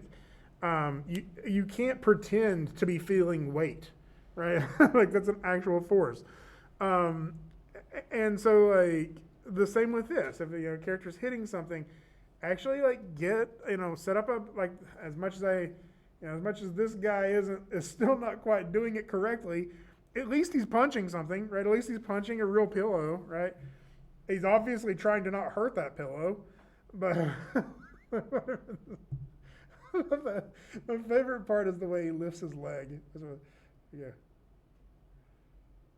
There we go. There he is. I love that pose. Anyway, so like, don't do that. Like, actually get out there and, like, try to feel like you're fighting something, right? Try to get in that pose. Like, if somebody really made you mad, how would you feel? How, like, where would you get in that? Like, what would that make your body do? Because really what you're looking for is how you actually react to something, right? I've had several classes where students did some pretty creative stuff. Like, they needed a character to be surprised, or like sort of shocked or frightened, right? Like that kind of surprised. So they had a friend hide in their house, and then they went walking around the house not knowing where their friend was, and their friend would jump out and scare them. So they were actually getting genuine surprise, right? And like, try to be creative when you're coming up with these ideas. I think this is more for acting than anything. Anybody ever watch How I Met Your Mother, the TV show? It's a good show. Yeah. More people need to watch that show. Marshall, one of the characters in that, there's a scene kind of late in the series where at the very end of that episode, it's a great episode too, he learns some extremely devastating news, right? Or some extremely sad news. When they were filming that, the director did not let him read the script for that part, so he didn't know what news he was going to be hearing, right? He just knew it was something sad's going to happen, or something, you're going to get some big news. And then he just let it record and let the character get into that mindset, and then another character delivers the bad news, right? And it's an incredible shot, but he didn't even have a script for it. He just had to react to it, right? And I think that is exactly kind of what we're going for. Is you want to get that genuine action, like the thing that actually feels real, so you can then decompose that. You can take that apart and see what it is that made that feel real, right? Deconstruct it is the word I was looking for. So, really, to me, the trick to that is by doing it over and over and over again, right? I'm going to skip this one. This one didn't really go across as well. I'm going to go back to a really old piece I did and sort of walk you through the process for that. This is when I was at Animation Mentor. And I feel like this is a good time to point out that your reference is going to be embarrassing, right? Someday you'll laugh at it and say, oh, that's funny, and you won't mind sharing it with your class, right, that you're teaching. But right now, I understand it's embarrassing. That's why people don't like doing it, right?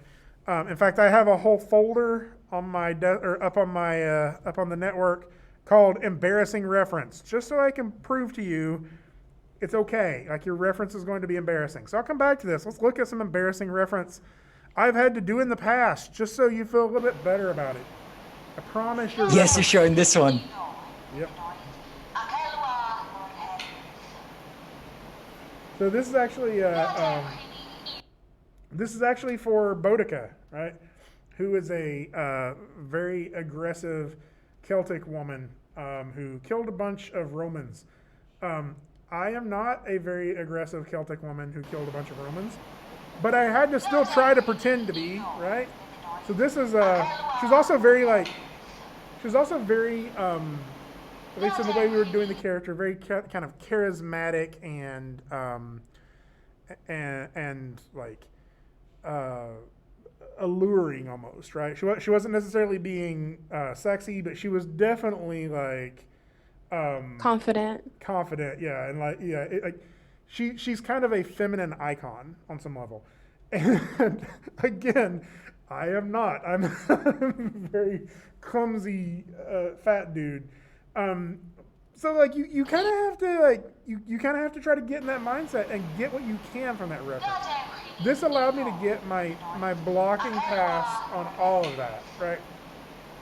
As I tried to channel my inner Boudica. Eventually, I did end up having to ask for some other people to help me get some reference, just because I am not the, like my poses are still a little too like masculine, I think, and so I one of the directors or the producers, her name is Lena. She helped me shoot some additional reference to kind of get these poses feeling a little more appropriate. you know, and sometimes you just got to put a bucket on your head. Like, it's just part of it. So, I don't know if y'all can you all hear the audio out there? Yeah. Okay. Rick, how can you say this is embarrassing? This is amazing. I love this so much. This is actually one of my favorite animations I've ever done. So I have tons of like lots of videos with me and a bucket on my head. So like and this is for everybody. Everybody has everybody has that video reference that you're just like, you know, am I really going to, you know, I really don't want to show this to people. I'm trying to see if this one works. This is one of former students, Brooke.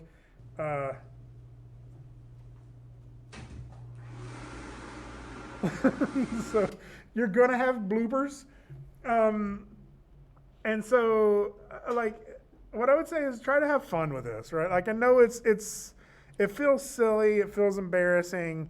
Like do what you gotta do to get these references. And really what I do is I just put my camera up and I record it over and over and over again. I promise you are not going to have any more embarrassing reference than what I had to shoot for this thing. So this is a long story on this one. Where I basically was playing this like aggressive, I don't know what to call her. She was like a ballerina who always had a chainsaw. And this was for an art test. Like, I guarantee you, like, your reference is not going to be any more embarrassing than anybody else's. What you do is you just set up that camera, and eventually it goes away. Eventually the camera disappears, and you can start to focus in a little bit more on what you're trying to achieve in gathering that reference, right? And so to kind of go back to to my grilling reference, again, like, you know, Shaggy Greg, this is like 10 years ago. My idea for my shot is a guy's grilling out,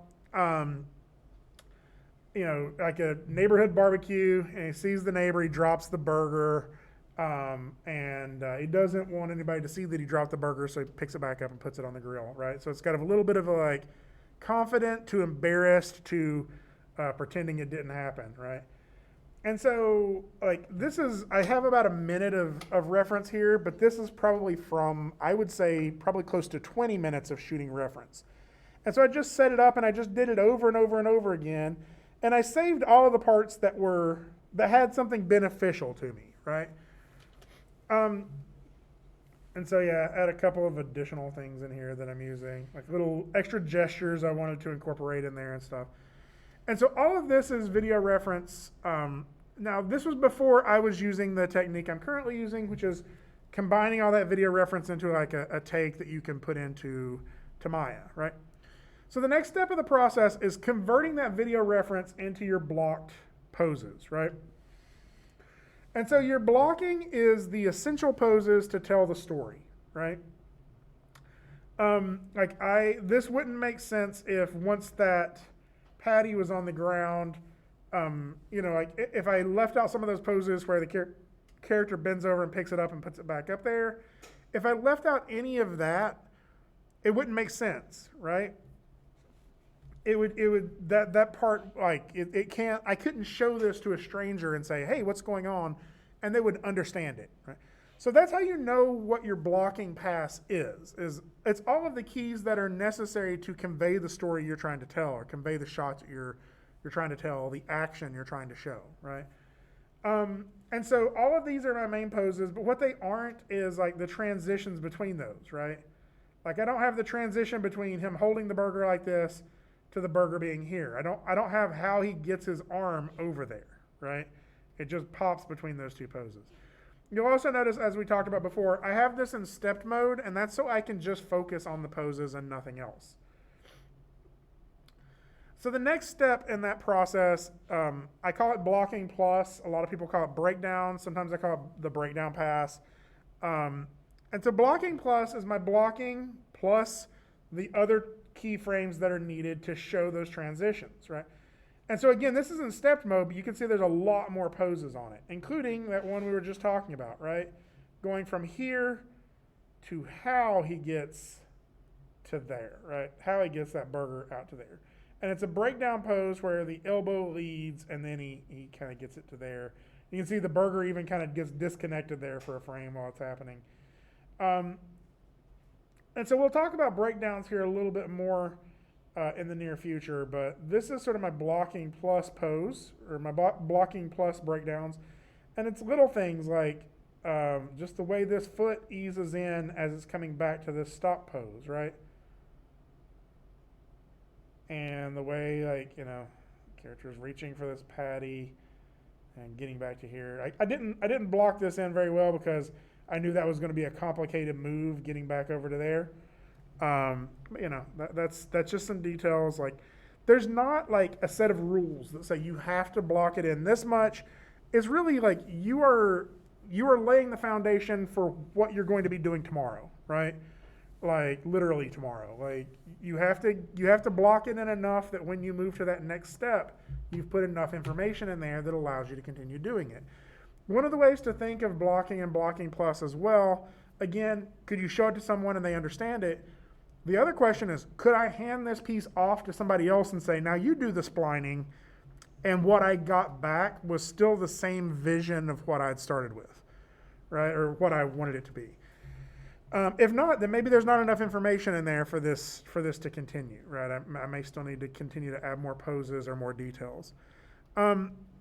This is an interesting piece because this is the final shot that I ended up getting when I was in that class. This was a hard shot for me, and I bring this one up kind of for that reason. By the time I was done with this shot, I was convinced that that this shot was garbage, right? That I needed to throw this away because I had gotten so much feedback on it, so many things I had struggled with, so many little errors in it and little issues, and I still knew that there was a couple of things I wasn't crazy about in it. And so I wasn't even planning on putting this one in my demo reel. This was probably the second to last class that I had at Animation Mentor. I guess it was third to last. The funny thing is, in my graduating class, when it came time for graduation, this was voted the best pantomime piece. So even though I hated it because I had so much trouble with it, everybody else was happy with it. And so I think that's something to remember, is that like just because you're struggling with something, that doesn't mean it's bad, right? Struggling is part of that growth. Years later, I decided to revise this piece because that was a really old piece that had not been, like, it was rendered in like a lower resolution. There was just a whole lot of stuff going on with that piece. And so I actually came back to this in 2018 and revised it yet again and sort of cleaned up some of the poses. Let me open this up differently for you so you can see it. Made it a little stronger, animated it to a different camera, and I got some better stuff going on there. Made some changes to the hands, and this actually I think still has a couple of other things. Actually, this may have been the one I turned in for the class actually. So again, years later, went back, revised it again, and this is sort of what the final piece looks like now.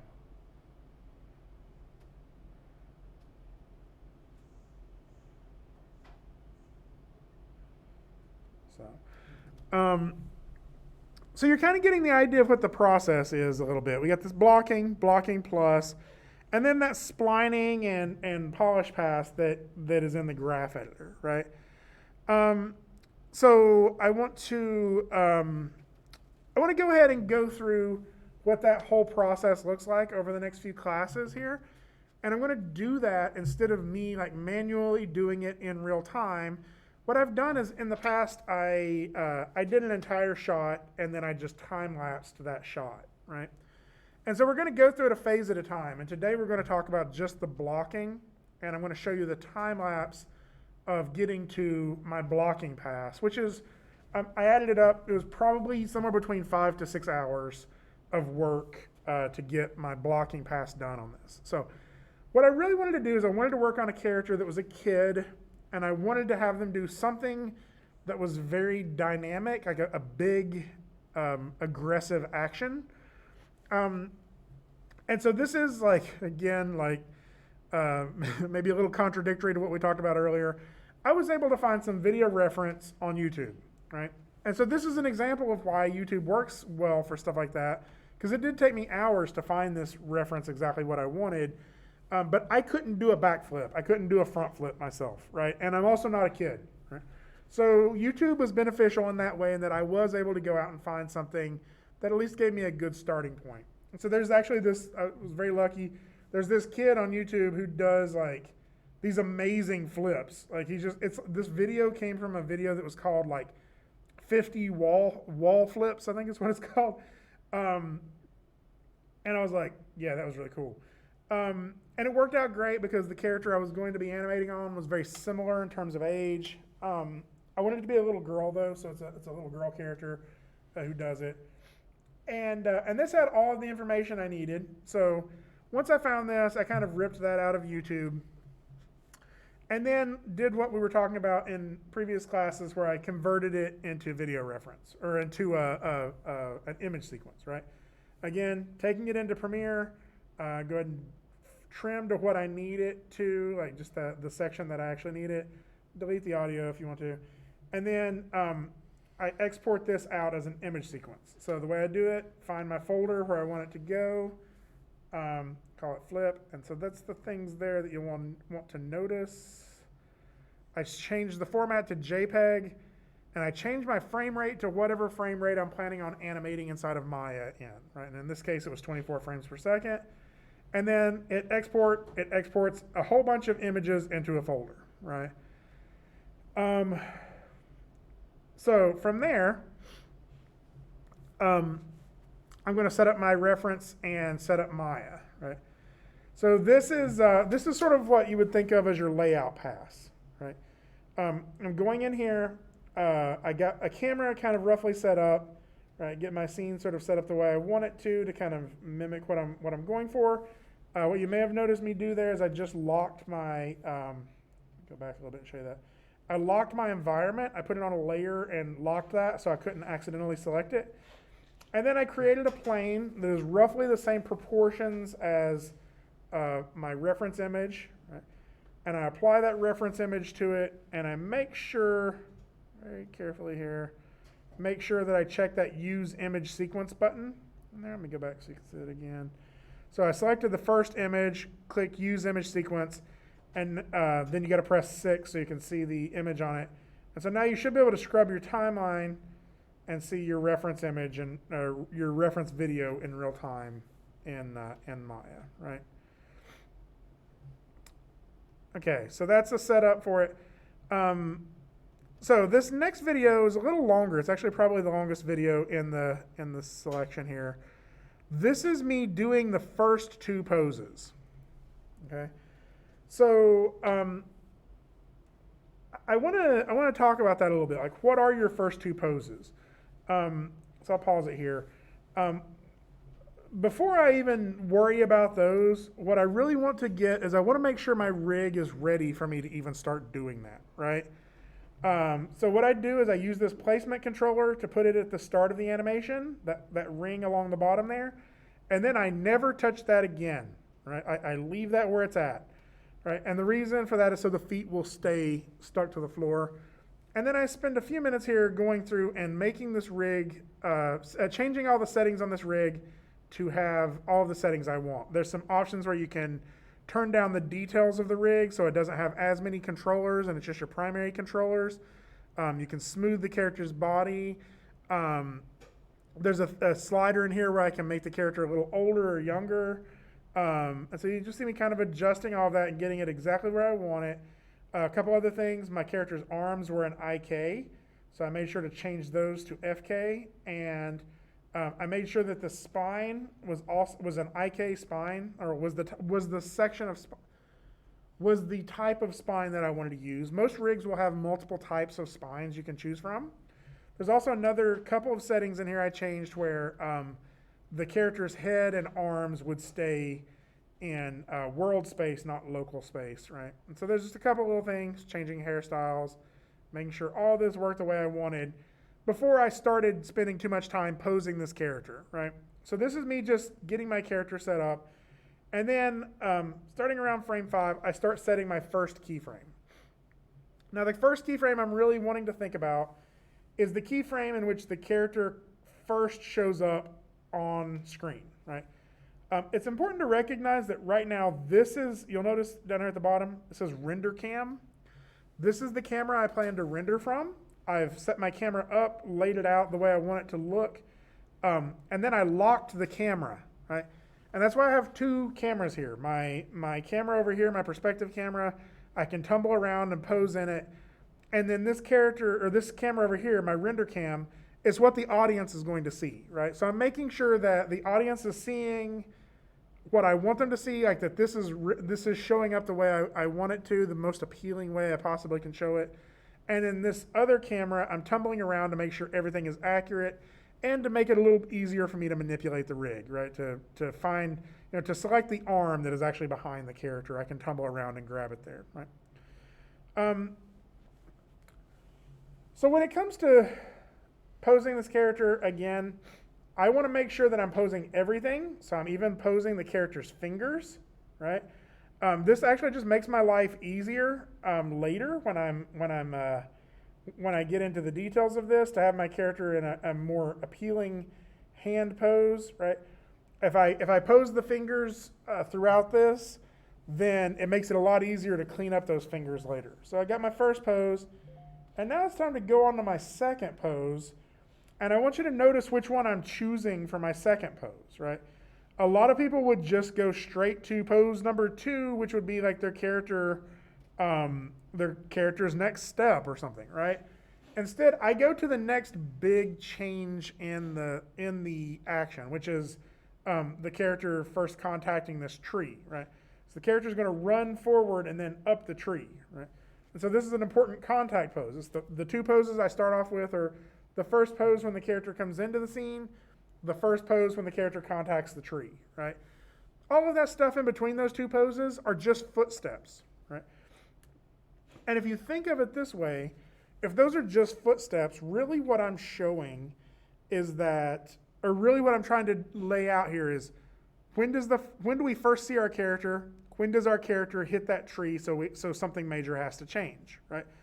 And once I get those 2 things done, I can change the timing of them, right? I can change the pacing of it. I can change all sorts of stuff in order to make this read with the right energy I want, right?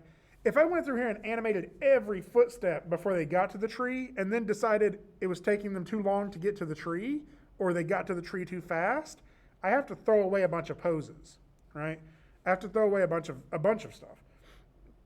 In this case, I am able to sort of get the main changes in there, and then I can go back and refine those details later, right? So let it continue to go. Again, I'm constantly thinking in terms of contrapposto, line of action, and silhouette. So I'll go ahead and pause this just for a second and sort of change gears just a little bit before we get too much further into that. Contrapposto, line of action, and silhouette. You all are familiar with those, right? We talk about that in animation fundamentals. And one of the things I used to do in this class when it came time to, one second here. When it came time to, like, when we would all meet on the first day, we would talk about pose. What I would do is I would actually just pull up a bunch of images for like figure drawing images and have you all sort of lay out or try to find contrapposto, line of action, and silhouette, right? Because that's what's really going into all of our poses, right? Because this is going to go out on YouTube, some of the images I used to use had some nudity in it, so I don't know if YouTube would kick it off. So let me just go ahead and pull up some of these that don't, right?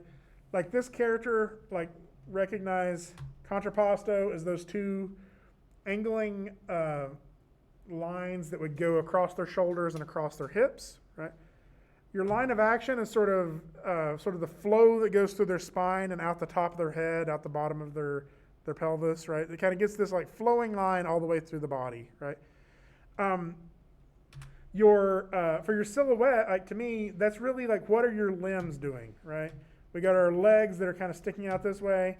Our arms are kind of doing this. And so really our pose is this, right? And this is actually how I think about my character, right? Is these elements, right? These are the things that I'm able to control. And so if this is my pose, and these are the elements of my pose, I recognize that if this isn't clear enough, I can push it a little bit, right? I can make these changes to it that maybe exaggerate that pose. And so that's really what I'm doing with this reference for every one of these poses, is I'm looking at what's in my reference for how this character moves, and then as I'm applying that to my character's rig, I'm pushing it wherever I need to in order to accentuate the pose, right? A couple other examples of this. You got this guy, right? Got his pose that's kind of in there, contrapposto line of action silhouette. Well, I'm looking at sort of this if this is the pose, I'm looking at kind of this shape that this makes, right? This flow through his arms and out to the tip of his sword, right? And how I could maybe even exaggerate that with something like this, right? And so that may mean that I would take this pose to something a little more like this, right? Or even like this, pushing it even bigger. And that way I end up getting a pose that is much more exaggerated, much more pushed, right? And so pushing these poses allows me to sort of increase the clarity of the pose. And that's really what I'm doing here, right? Like this kid's pushing off the ground, she's reaching for that tree, but I'm trying to accentuate every element of this, every opportunity I get, right? Trying to increase her line of action by angling her a little more, maybe pushing her foot a little bit more, bending her knee a little bit more. I've tried to make sure her silhouette is clear with both her fingers. Maybe I think in a minute here, I probably pull her elbow back a little bit more to clear that up in the silhouette. So it's all of these things that I can do to interpret that image that I have in my reference and apply that to my character, right? Is this making sense? So I want to point out that I'm leaving this in here like mistakes and all. And what I realized right about here is that I had used the wrong leg, right? I'll go back and show you. For my video reference, I thought that the leg, like her left leg, was the one that was on the ground. And then you'll see as I scrub through the video here in a second, I realized that that's not actually what's happening in the video, right? It's actually his right leg is the one that's pushing off, right? And so I had to go back and like rework this pose entirely. What I actually did is I saved the pose out here, the other pose out here on 74 in case I needed to keep it or use parts of it. And then I just ended up reposing the parts to make that make sense, right? I don't know what happened there. I must have got a phone call or something. Cleaning this up, really trying to accentuate it and make it as clear of a pose as possible. Right there where I'm trying to make her silhouette make more sense with that back elbow. All sorts of little things that I'm adjusting here to make that pose feel stronger, right? Now the last thing I did there, if you noticed, I opened up my graph editor and I set everything to stepped mode. And that way I'm only focusing on the poses, right? So it is worth like kind of mentioning in here that you can see my clock in here on the time down there at the bottom corner. It's 9:52 a.m. when I got to the end of this video. It's a 3.5 minute time lapse, but I started at 9:18, right? So that means I spent somewhere in the neighborhood of like 40 minutes working on just those two poses, okay? I think that's important to acknowledge. This takes a lot of time, right? This is not something that you just like crank out really fast. If you're doing it right, every pose should have as much quality as you can put into it, and you're taking your time to add that in there. It makes the future steps of this much easier, right? So the next section that I started to focus on was the next big change, which is the character kind of sort of settling at the top of this tree and then doing a flip, right? And so I'm really trying to get the big milestone changes of this. So I get the peak of this tree, or the peak of her climbing the tree, the highest point she gets to, right? And then I move on to the flip from there, right? Now again, what I'm doing is I'm I'm kind of finding, I'm kind of finding major tent poles, major elements of this action that prop up the entire thing, in order to determine where my keys need to be.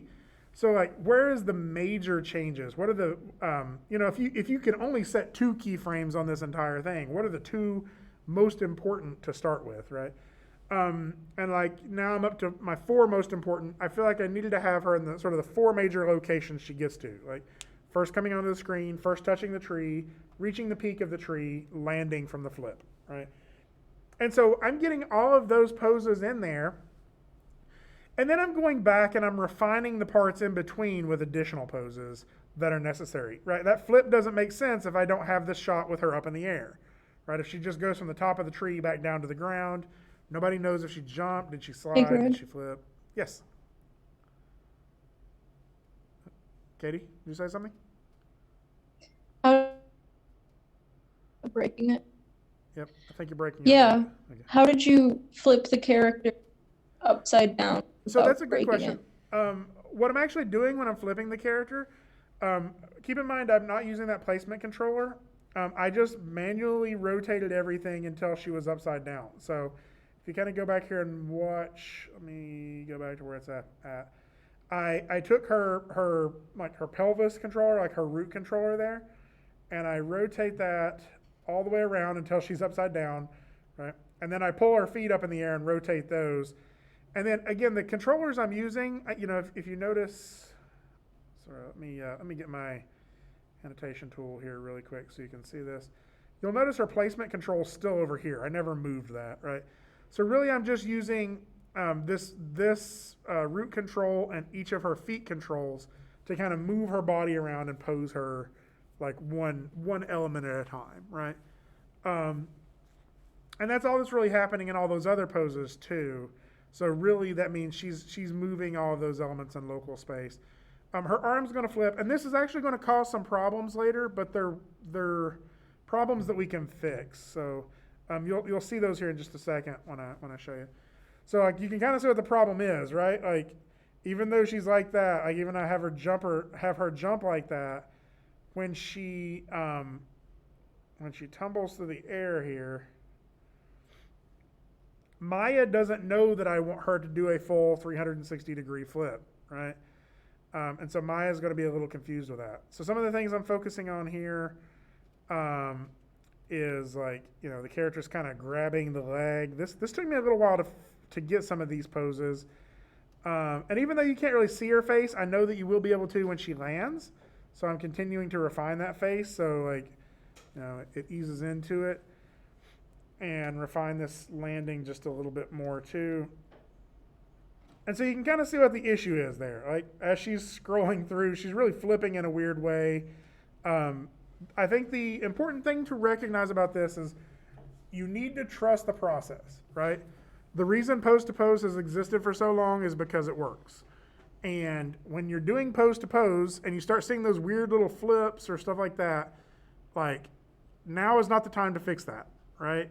Like those things will either start to work themselves out, or if I continue to follow the process, or when I get a little further down the road, I can troubleshoot those things, right? And so you're going to see that in all sorts of stuff, like this weird little wonky flip that it does. Stuff like when we're dealing with IKFK switches, like that's just going to look bad for a little while, and that's okay. You have to kind of not focus on it. That's one of the reasons to set this to stepped, is so it forces you to only think about the poses, right? And so you should see. So the next few things I'm kind of doing is everything of her turning around up on this tree to do the flip. This is actually some really difficult physics if you think about it. She's running from one side of the screen to the other, but then she hits that tree and has to direct her force upwards and at an angle up that tree.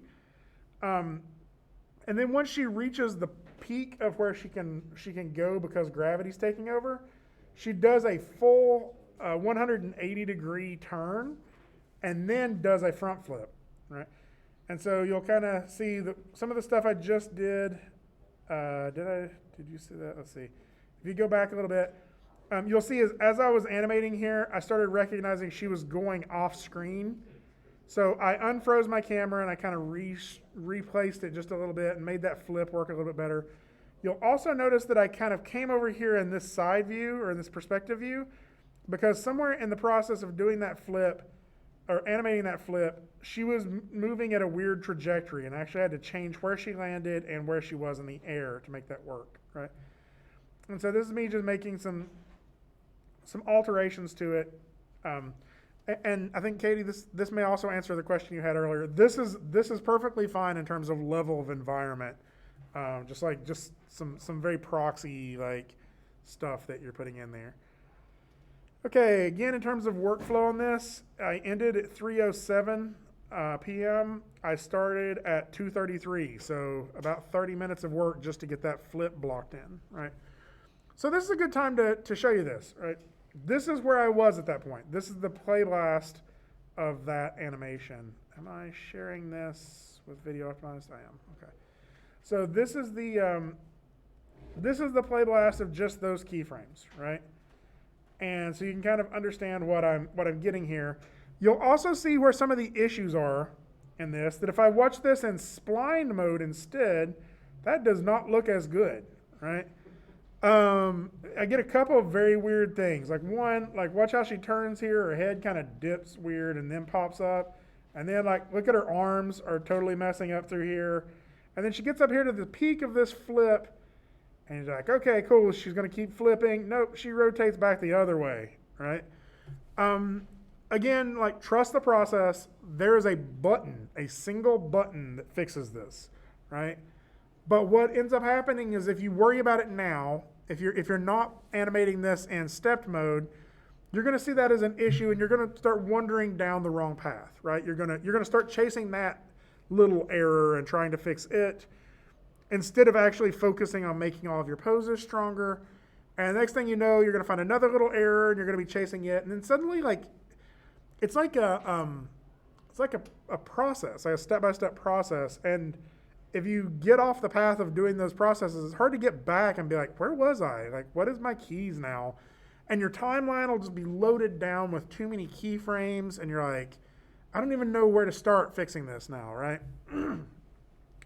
So that's one of the reasons I still continue to use pose to pose, is because it looks good like this, right? It looks good in stepped mode. It looks bad in spline mode, right? And so we'll deal with that once I have everything else blocked in. So to try to make this a little bit better, I did add an additional flip pose to make it clearer that she was flipping forward. This won't actually fix the graph editor, but it will make that single button click that I do, it will make that fix actually work, right? And so I'm just kind of making sure that it looks like she's flipping all the way around. And that's also going to help me kind of complete the arc of her flip. So like I can kind of see, every part of this of like how she gets from being up here in the air to being on the ground, right? So again, continuing to key this. You'll also notice like what I'm doing here is I'm really thinking about silhouette. Like I'm really thinking about how does her foot show up in the silhouette, like her hands here, how do I make sure that they are all clearly showing up in silhouette while still kind of respecting the video reference? Because at this point, he's just now releasing his knee, where he kind of tucks it in earlier. And so I'm really just pushing to make sure I get as clean of a silhouette as I possibly can. And it's never going to be perfect, maybe. Like there's always still going to be something you can keep working with. But that's what I'm fighting with there, is making sure that silhouette comes through as clean, right? There we go. That's finally getting it. There we go. And that's where some people messaged me, and I had to cancel the video. So again, at this point, it was 8:57. I started just fixing that pose at 8:42. So that's another 10, 15 minutes in that. So I spend the rest of this video, well, actually no, this is another pose. So something else I wanted to happen in this is I wanted her to kind of land, get this squash. And what I loved about the video reference is the way that kid pops back up and he lands in this pose like he's ready to fight, right? And I love that, and I really wanted to push that and accentuate that for appeal purposes. Like it's in his reference. I wanted to make it stronger. Like really my long-term goal for this is, I still haven't rendered it, is to make it like some little robot or some little like something is chasing her. It crashes into the tree while she's flipping, and then she lands like she's ready to keep fighting, right? And so that's where I'm kind of blocking some of the, it's almost like how this settles to the end. Like what is my stop pose? I'm getting that last little bit of that. So she kind of skids forward there a little bit, pushes off, and does a little small hop back where she throws her arms back and like strikes this like fight pose.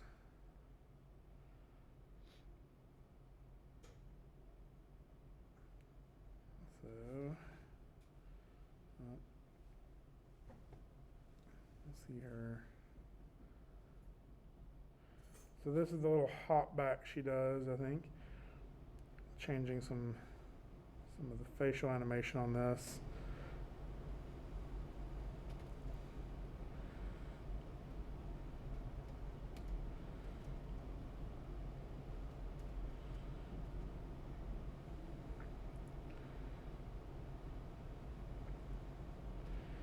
So I want you to notice something I did there. When posing her hands, I'd been posing on her hands for a long time, right? And changing them a little bit here and there. And it came time to this next pose where she goes into this fist pose, like she clenches this fist. And so what I did is I just grabbed all the finger poses and I just zeroed them out so I could start over fresh, right? And just the process of that, going from a previous pose that her fingers were in to this new fist pose, is going to be like, it's going to go a long way into to making that like final hand animation look good, right? If I don't spend any time posing this, it's just going to be a nightmare trying to key all that in later, right? There we go. Okay. So, last one is called finishing blocking. So there's a tool I use in here. I'll show you all this probably in, probably not next class period, but the class period after that. It's called the tween machine. I just don't want to overload you right now, but it's a nice tool for getting your breakdowns. Some of you may already be familiar with it. It's a free script you can install. But it allows you to kind of favor one pose over another and like sort of get that blend in between them. But really what I'm doing now is filling in those areas that I'd skipped over before, right? Like the way the character runs in at the beginning, the way the character, there's a couple extra poses here where she pushes off the tree, and the physics of that was really weird. Because basically what he does is he has his arms up in the air, and he throws his arms and his upper body toward the ground like he's just gonna like dive face first into the ground. And at the same time, he pushes up with his feet really, really hard, right? And so getting this to look right was actually really kind of difficult. And so I spent a reasonable amount of time. At first, I just thought he was jumping, and then I had to realize, no, he's doing this like, he's really throwing the upper body downward pretty hard there, right? There we go. And of course, I want to make sure that like, you know, little things like how he pushes off, how she lands, like, you know, just putting in some extra poses to make sure it's all in there for how the little hop back looks, right?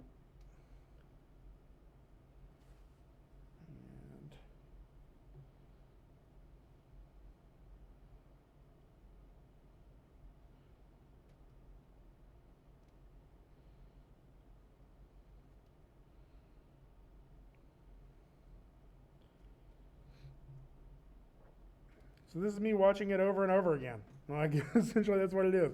I'm looking for things to make better, right? And so you'll see here, you know, I still need to get a couple of these foot steps in there, a couple of these things. And this isn't like a full run cycle that I get in there. I'm mainly just getting like my contact poses and maybe my passing poses. And I'm doing this, like, this is why this is an important way of doing this process, is if you watch how the little kid in the reference actually does it, he takes way more steps than I do, or than my character does. And that's because he takes these really, really fast, like anxious steps as he's getting close to the tree. And I wanted this to have a different feel than that. I wanted it to feel like she was running away from something, but confident, right? Like she's like trying to escape something. And so I have her take fewer steps, and they're more of these big lunges. And that's where I'm sort of differing pretty substantially from the video reference, right? Okay, and that is the point at which I called blocking finished.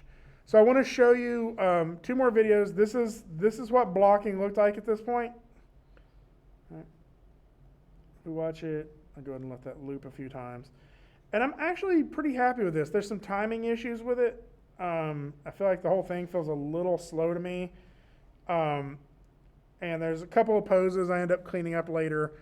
But you remember when we're talking about, like, do we have that that feeling of like that feedback loop that tells us we're doing a good job, right? Like that we do something and it feels gratifying to have done it. This is the video I watched to go, yeah, I made progress after 6 hours. I went from nothing to this, and I'm really enjoying how it looks, right? And it's in stepped mode, and it's very punchy. It's got like some energy to it. And so I want you to recognize that that is what that looks like, and that same animation looks like in stepped mode. This is what it looks like if I were to just grab all the tangents and hit auto. It looks like hot garbage. Like it's absolutely terrible, right? Let me let that play a few more times, right? And this is the point that if I'm looking at my animation after 6 hours and I see this, I'm going to be like, oh, I chose the wrong major. Apparently, I need to do accounting or something, right? And this is one of the reasons I work in stepped mode, is that I can see the positives in step mode, not just the problems. And all of these problems that are in here, we are eventually going to get to them when we get to the stage where we need to get to them, right? Right now we're in blocking, and it's just not time for it yet, right? So I'll point out some of the weird little things that are happening. Is this turn just feels strange, right? Like that feels weird. Her arms are all over the place. It's all jittery. Like, what the hell is that, right? Like, like all of this is, you know, even her flip, like her flip finally kind of works because we got that new pose in there. But it's like, it's actually right through here where it's messing up, right? And so all of this is Maya. All of this is Maya, like, trying to make decisions for you. But Maya doesn't have good taste, right? Maya doesn't know anything about animation. It's just transitioning values, right? So we will come back to that. That is, again, why if you trust the process and say, no, this is what I need to be thinking about. All of these things I did right. All of these poses I got correct. Or all these poses that look good when I watch them, right? Then it makes it a little easier to keep going, right? So I recognize there's still a lot to fix on this, and what I'd like to do though is stop there in terms of walking you through the process, and let you know, like, that's where you're aiming at for a week from today, okay? Just keep blocking, like you're going to shoot your reference, hopefully tonight, tomorrow night. You're going to bring that in next class period. We'll break you up into your groups, and you can, maybe your group will help you figure out which video reference you want to work on. And then I'm going to do probably a lecture for people who are repeating the class, people who are in it the second or third time, while everybody else just has sort of open work time, right? So for the most part, next class period, other than meeting up with your groups, are going to be just time for you to be working on stuff or asking me questions. There's not going to be a formal lecture for the people who are taking this class the first time. Having said that, people who are taking this class the second time, now it's time for me to kind of talk with you all a little bit. So before I kick everybody else, well, you don't even have to kick you out. Basically, at this point, if you have questions, like people who are in Character Animation 1 taking it the first time, this is a good time to ask them. Otherwise, The rest of the class is yours. You're welcome to head out. You're welcome to chat. If you're in the class for the second time, though, I would be interested in chatting with you, you all, to find out about your projects that you're doing for the class, like your project list you picked out, and some additional lectures. So next class period, I will possibly be giving a lecture. It'll just be directed at the people who are repeating the class. So cool. So we got Ramona. All the names are shifting. You said my name. Ramona. It's Ramona, Justin, and Dylan, right? Are you the three that's repeating? Yes. Okay, that's what I thought. So I will say that there were a couple of things that came up last class period when I asked the same question. That class has like 6 mentors in it, and this one just has you 3. So one of the things I wanted to chat with you all about is like what your project list is. Like if you have anything you want to, I would like you all to email it to me, but if there's something that starts to coincide on multiple people on what their project lists are, I could do a special lecture that's directed toward that. And so right now, really, I'm just kind of collecting ideas for what those are, and sort of having sort of an informal chat with y'all right now to see what's the stuff y'all plan on doing this semester, at least for the first few projects. I'm thinking, if this is okay with you all, I would suggest maybe aiming for project 3 as your revision project. And the reason for that is that gives you the first 2 projects to be making some new stuff for portfolio. I think all 3 of you are in portfolio, is that correct? Yeah. And so that gives you those first 2 projects to be still building up some stuff for portfolio. And then after you come back from the midpoint presentation or midterm presentation, that's when you could do a revision on one of those pieces you already showed. Does that make sense? Yes, makes a lot of sense. If somebody needs to do the revision project earlier, that's okay. But like that would just be my thoughts on that. So what's at least the first few projects you all are planning on working on? I know a lot of you have emailed them to me. I just kind of chatting about it now. Yeah, I'll let the other ones go first. Okay.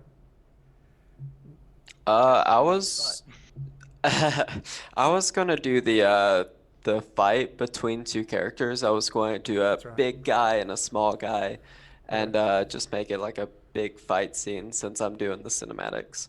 Okay, that makes sense. What do you? So that would take up the first two, right? Yeah, so I would do that for the first part and try and put that in my midpoint, and then do the revision, and then something else. Gotcha. Yeah. Okay. What about you, Dylan? Dylan? What are you doing? Ramona, you wanna go? Or I kind of have things done already, Greg. I'm sorry, I'm not gonna lie. You kind of what? I kind of already have some things done. Who's surprised? Oh my God, Dylan. That's fine. No, that's awesome. What are you working on? Tell me about it. Here, I can share my screen. Yeah, just share it. I did this morning when I woke up, and then I splined it as well, but it's not polished at all. Okay, so is this for the game set?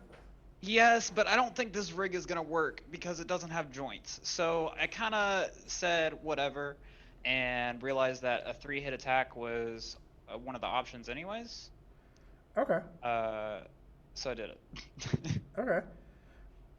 So I guess this is up to you. Like, I mean, the order in which you like sort of do stuff is kind of y'all's call. It could always be like if this turns into a 3-hit attack, or if this turns into if you're still wanting to do the larger game set, you can still do that, and like you could kind of like put this on a back burner until project 4 or something like that.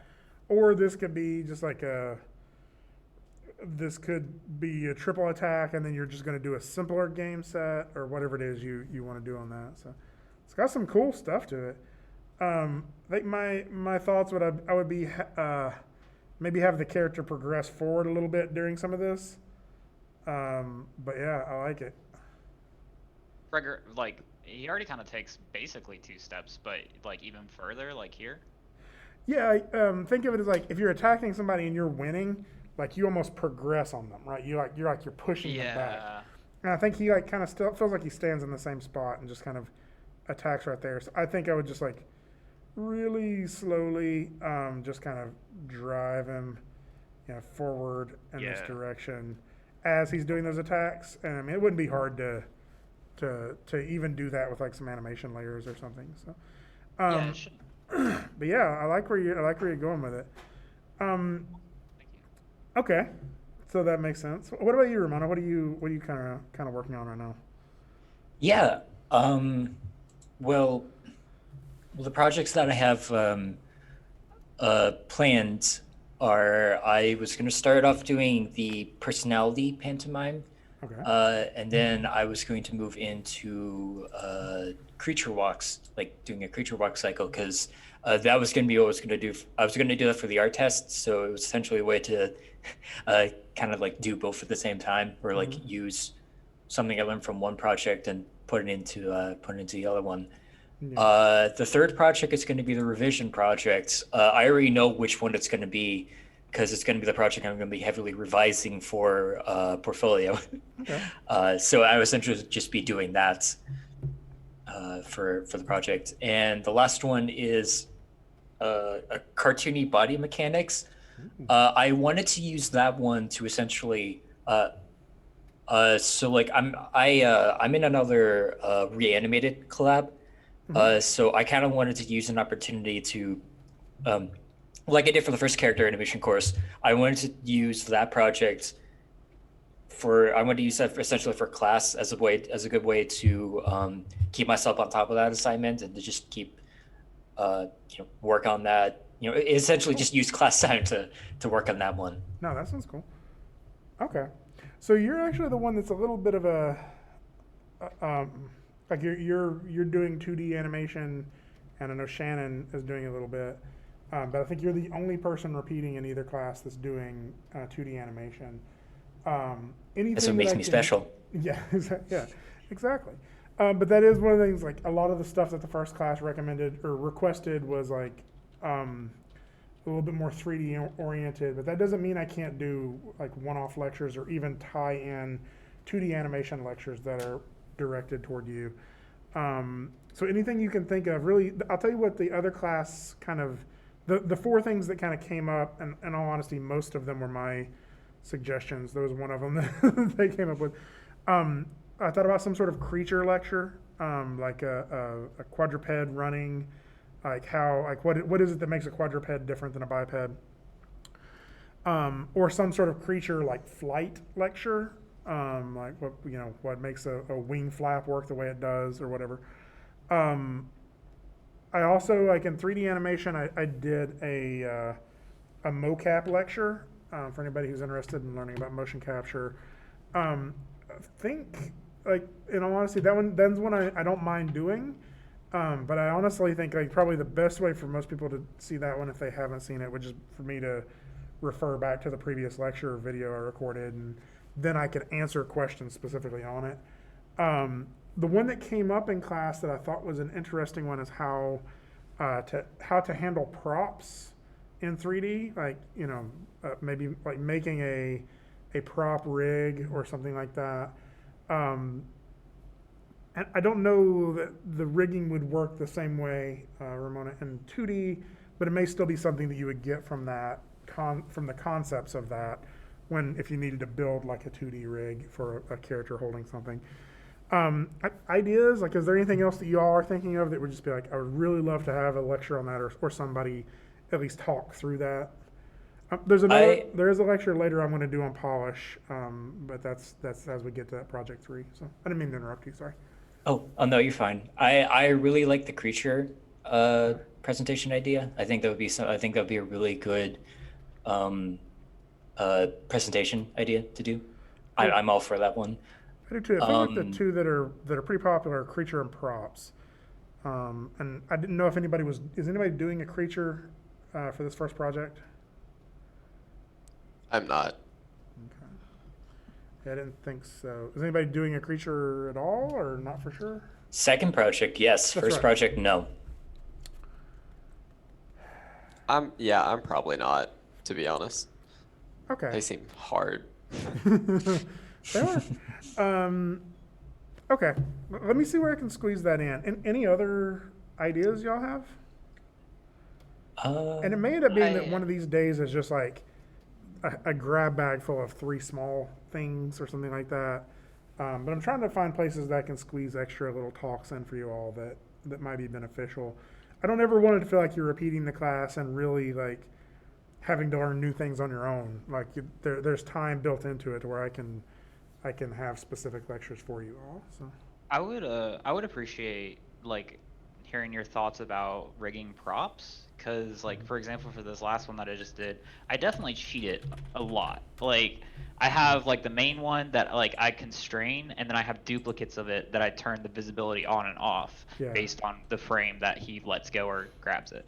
Mm-hmm. Yeah, let me do that one next class period to just kind of talk about how that would work. That seems like a pretty good one. Ramona, can you think of anything that you could use in 2D or anything that would maybe be more generalized or applicable?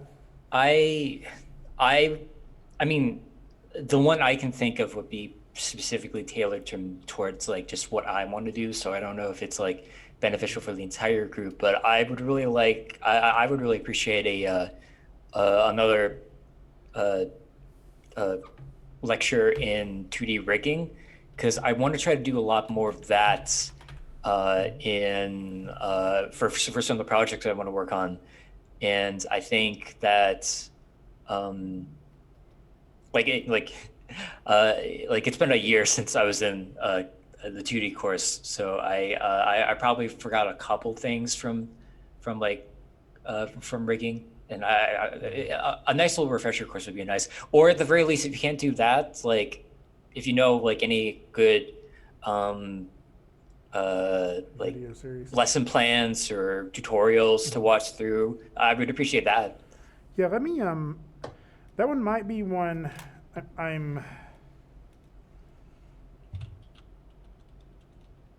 that one might be one that would work out where either I could find a series that I could share with you, because I feel like that's going to get pretty in depth, and it would maybe work out better that like I share some videos with you or something like that, and then me and you meet one-on-one to like work through some stuff on it.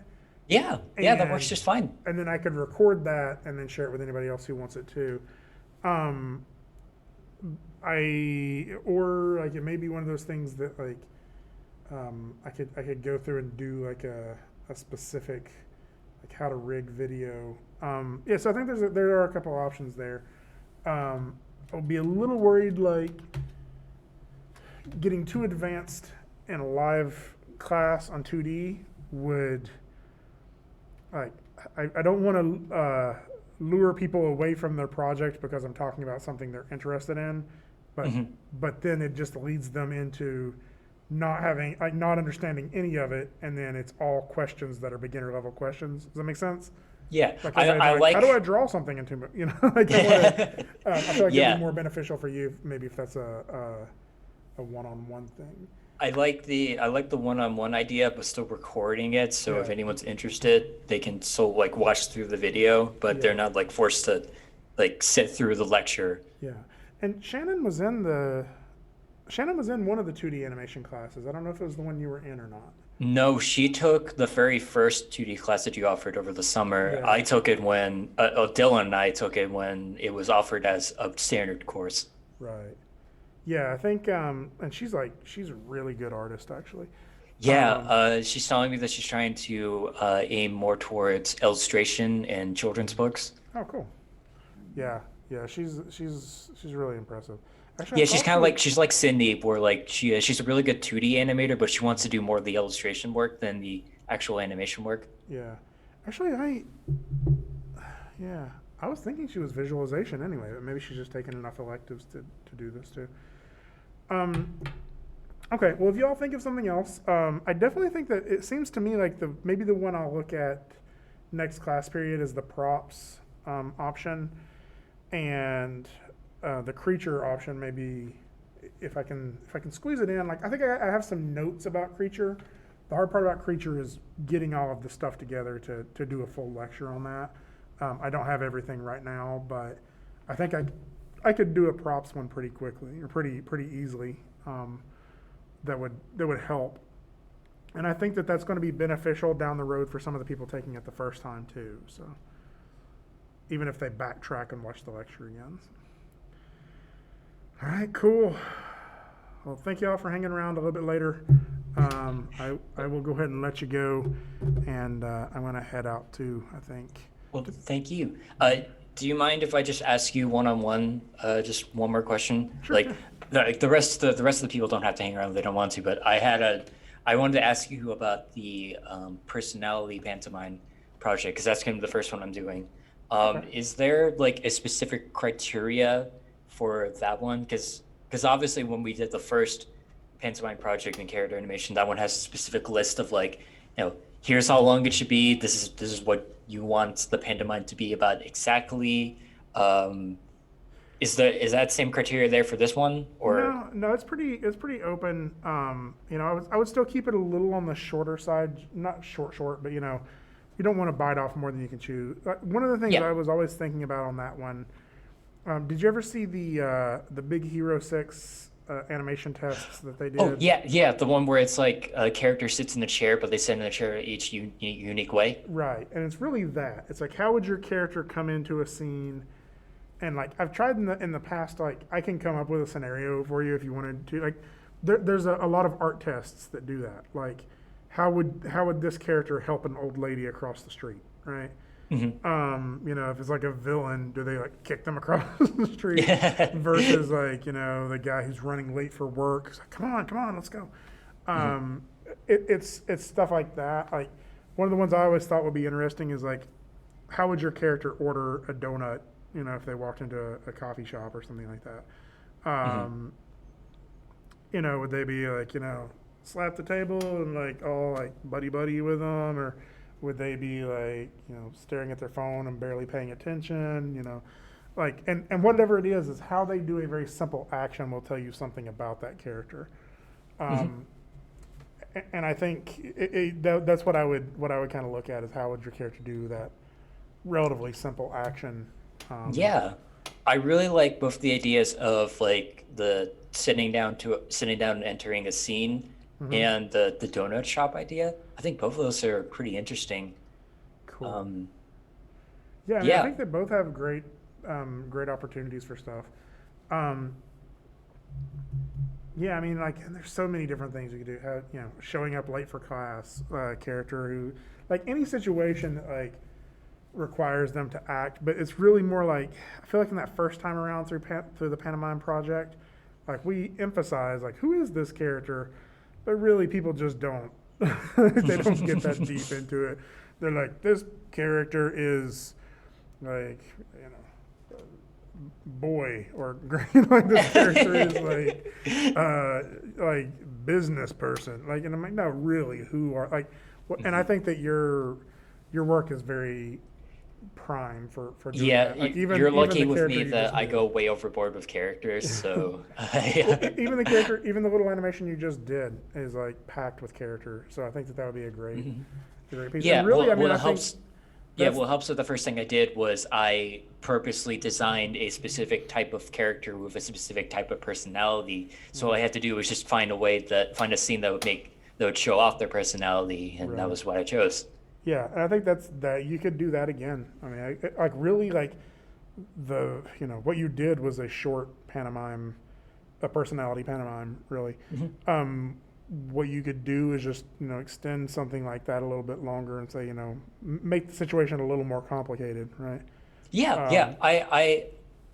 I got a couple ideas for what to do, but I think I do really like that character that I picked, but I think I want to try to pick another type, because I don't want to just like get too used to doing one type of animation and it's like, oh, what about these other, like what about characters with like different types of personalities or heights or all this stuff, like how would they act? So you I think you already have a lot of you got a broad range of style in your work anyway. But any chance you get to push that is awesome. Like anything you can do to like do a piece in a slightly different animation style shows that if somebody, or even animation style or character style or like illustration style, it shows an employer that you can adapt to whatever project they need you on. Yeah. And so that's something else you can always think of too, is like go back and look through your current characters that you have in your reel and say, okay, this next character is going to be, different than any of my other characters. What do I already have that would, like, I mean, could it be a, gangster duck or something like that? Like it could be anything. You can really push it to show some like some additional range there too, and that just shows that's another bonus for an employer. So. Mm-hmm. Yeah. Honestly, Actually, I think I'm just gonna do the donut shop because I just really like that idea. Actually, I just realized I'm still recording. I hope that's okay. I'm sorry. No, that's fine because Right. maybe someone might decide they want to use this project and then they can reference that. Absolutely. Cool. And also, we got like 2 minutes of us talking about how awesome Shannon is. So she'll stumble across that later. Actually, there was a lot of great work in those step animations. So I'm actually really excited about this semester. So I'm honored that y'all liked mine. it came out good. Well, thank you, because it took a lot to get to that point, but I mean, I would consider polishing it in. I really would. Like, I mean, I understand you got other things that are bigger fish right now. But when you start I'll say editing it this together- this won't be the last time you see that project. Okay, cool. Well, I think it's something you could pull together pretty good. So I think so too. I think, yeah, I think I'll be able to work with this one and make it look even better because I think this could be a good replacement for another type of project. So I think, yeah, but it's not going to be a super main priority, but it's something I want to work on. gotcha. But Cool. yeah, Well, I think I'm gonna head out. It's actually my we call it our internet anniversary. It's 17 years since I met my wife on the internet. oh, well, that's certainly important. I do have to start heading out to portfolio, so Cool. Yeah, let me know if you need anything along the way, and I'll talk to you soon. yeah, certainly. See you soon. See you.